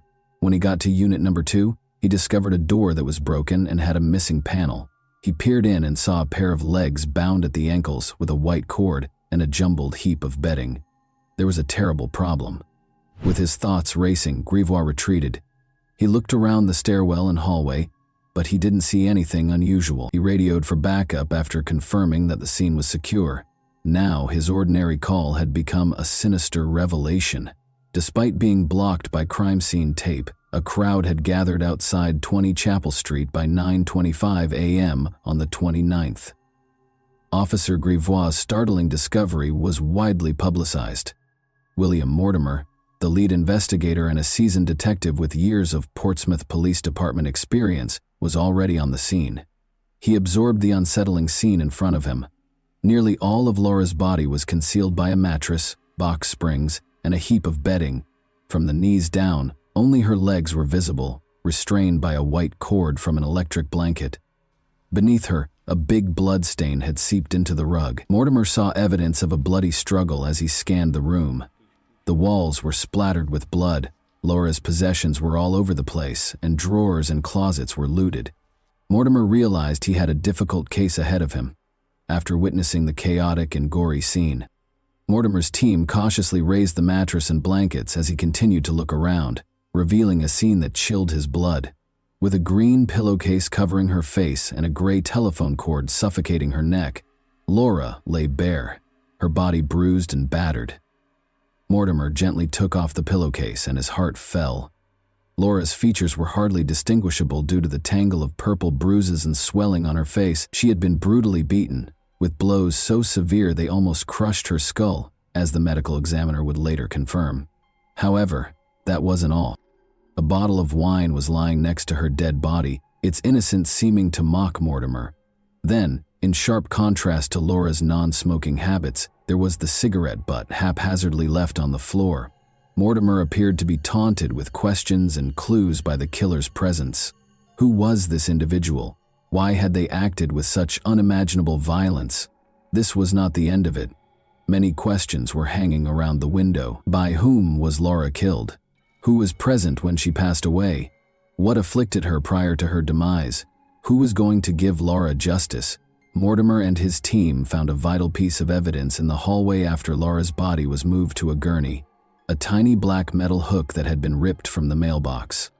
The murderer had repurposed this commonplace item, which was used to hang keys, to obtain entry. Mortimer saw that the criminal had pried out the molding with the hook, which made it possible for them to reach inside and open the door.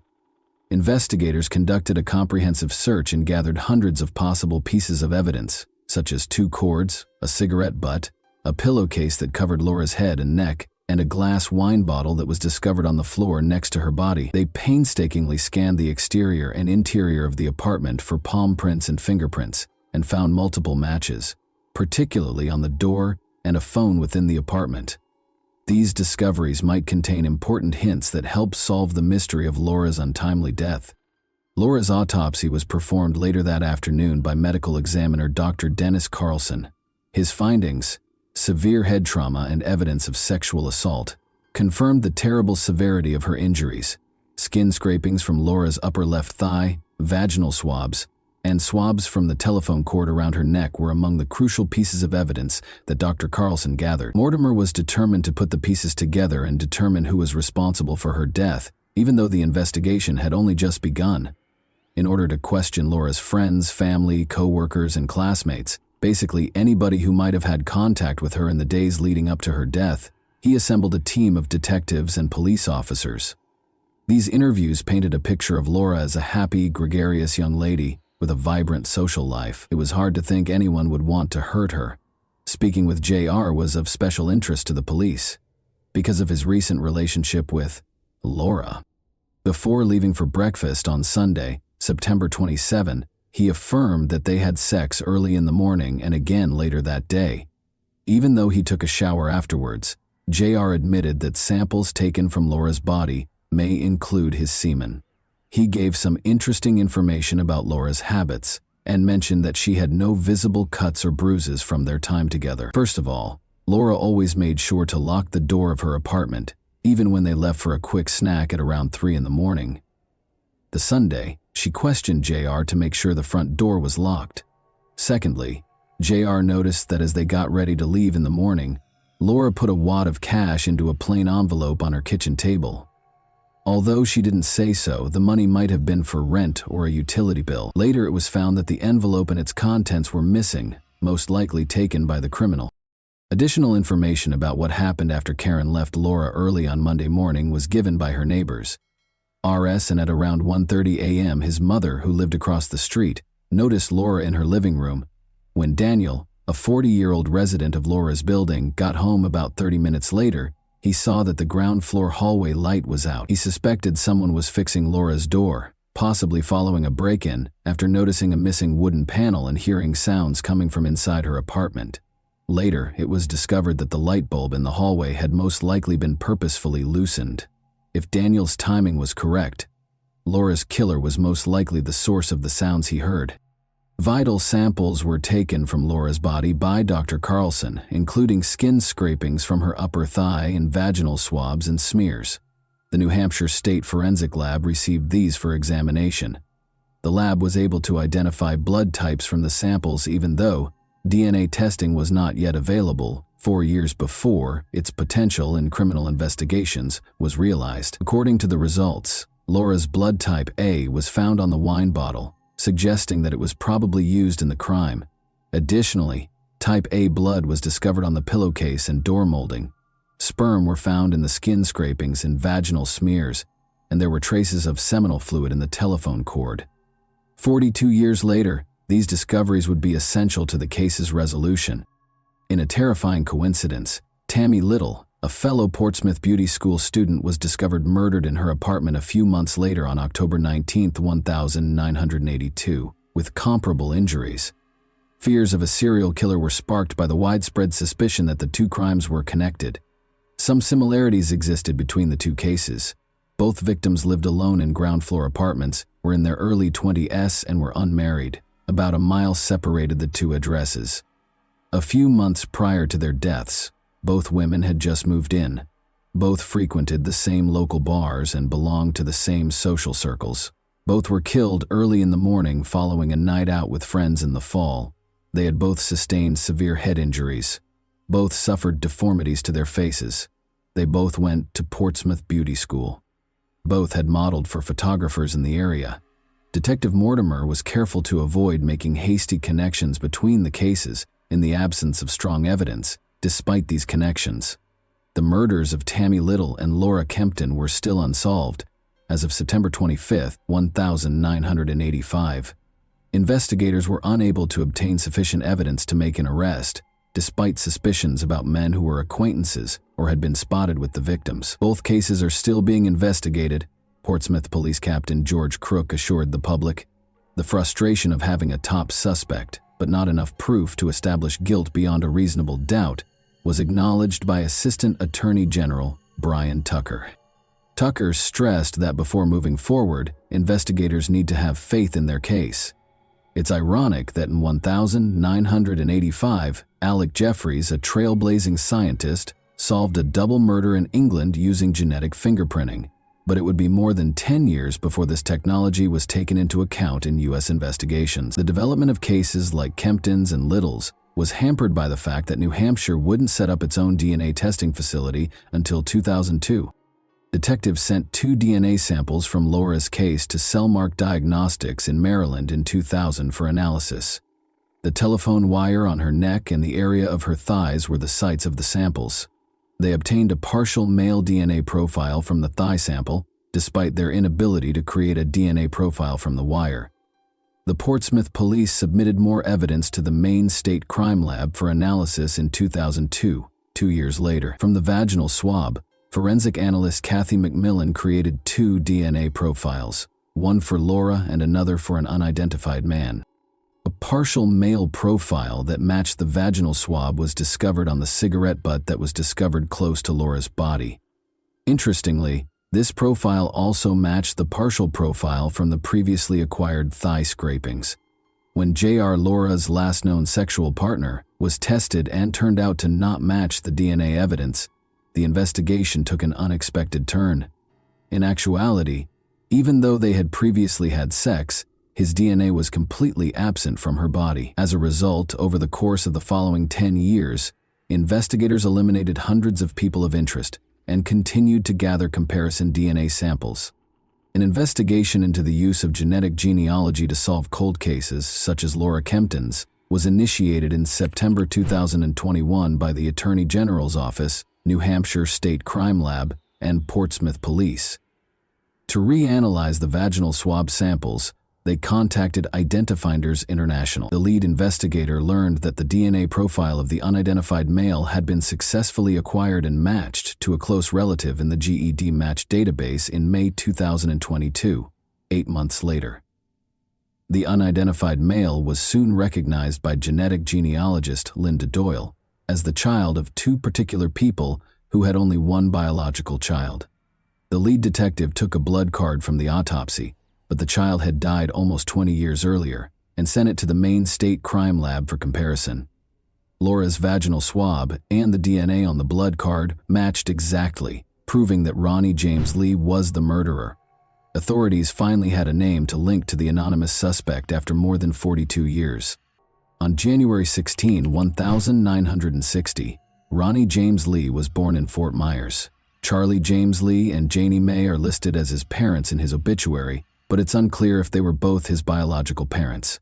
Of Charlie and Janie Mae's 6 children, Ronnie was the third. When he was growing up, his parents got divorced. Although not much is known about Ronnie's early years, he joined the Army as a teenager in the late 1970s and remained there until May 15, 1981. At that time, he and his mother resided on Rock Hill Avenue in Portsmouth's North End, only a short 8-minute drive or 40-minute walk from Laura Kempton's residence in Old Harbor. Although Ronnie was employed by MBI Security, he began working as a security guard for the Liberty Mutual building in Portsmouth in June 2001. Laura moved into her Chapel Street apartment at the same time. Ronnie killed Laura when he broke into her apartment in September 2001, but he escaped being apprehended by police. When Ronnie was arrested for attempted burglary in November 1982, his interactions with the Portsmouth Police Department took on a significant role. He went on a burglary rampage the next summer, breaking into 4 residences and 1 city business. Similar to his break-in at Laura's apartment, one of these burglaries involved smashing a window pane and opening it from the inside. Ronnie was found guilty of sexual assault and burglary in Keene, New Hampshire, in 1987-3. Around 30:30 a.m., a young woman who was at home during the robbery woke up to discover someone caressing her. Ronnie was standing over her when she opened her eyes. Her roommate was awakened by her scream, and Ronnie ran away with jewelry and cash that had been stolen. After his arrest, he received a 3-year prison sentence that ran from 1987 to 1990. In 2005, Ronnie passed away at the age of 45 from a cocaine overdose. He left behind a son, multiple step-siblings, and a criminal legacy that was kept under wraps for almost 20 years after his passing. The murder of Laura Kempton in 1981 has finally been solved after decades of investigation. To make the announcement, law enforcement officials convened at the State Police Communications Center in Concord on a bright afternoon in late July. Ronnie James Lee was identified as Laura's murderer by New Hampshire Attorney General John Formella. Lee, who would have been 63 today, would have been charged with robbery, battery, aggravated sexual assault, and first-degree murder. Unfortunately, Lee had already died, so justice was served too late. The investigation continued despite the case going cold thanks to detectives' hard work and advances in forensic science. Before his death in 2019, Police Commissioner William Mortimer, the case's first lead detective, had stated that he was confident the case could be solved. At last, his trust in forensic science and his team has been validated. The family of Laura Kempton expressed gratitude to the police for their diligent efforts in resolving the case. They valued the investigators' commitment and perseverance in ensuring Laura and her family members received justice. Laura's family and loved ones could now finally rest easy, knowing that Ronnie James Lee was found guilty of her murder. Justice was served, but it took a while. This case demonstrated the importance of perseverance in pursuing justice and the truth, no matter how long it takes. In the meantime, the evidence from Tammy Little's 1982 murder is still intact and is awaiting the identification of a suspect through scientific and genealogical advancements. And that wraps up today's chilling story. If you enjoyed this video, don't forget to like and subscribe so you never miss a new upload. Also, let me know in the comments what part of this story shocked you the most. Thank you for watching, and I'll see you in the next video.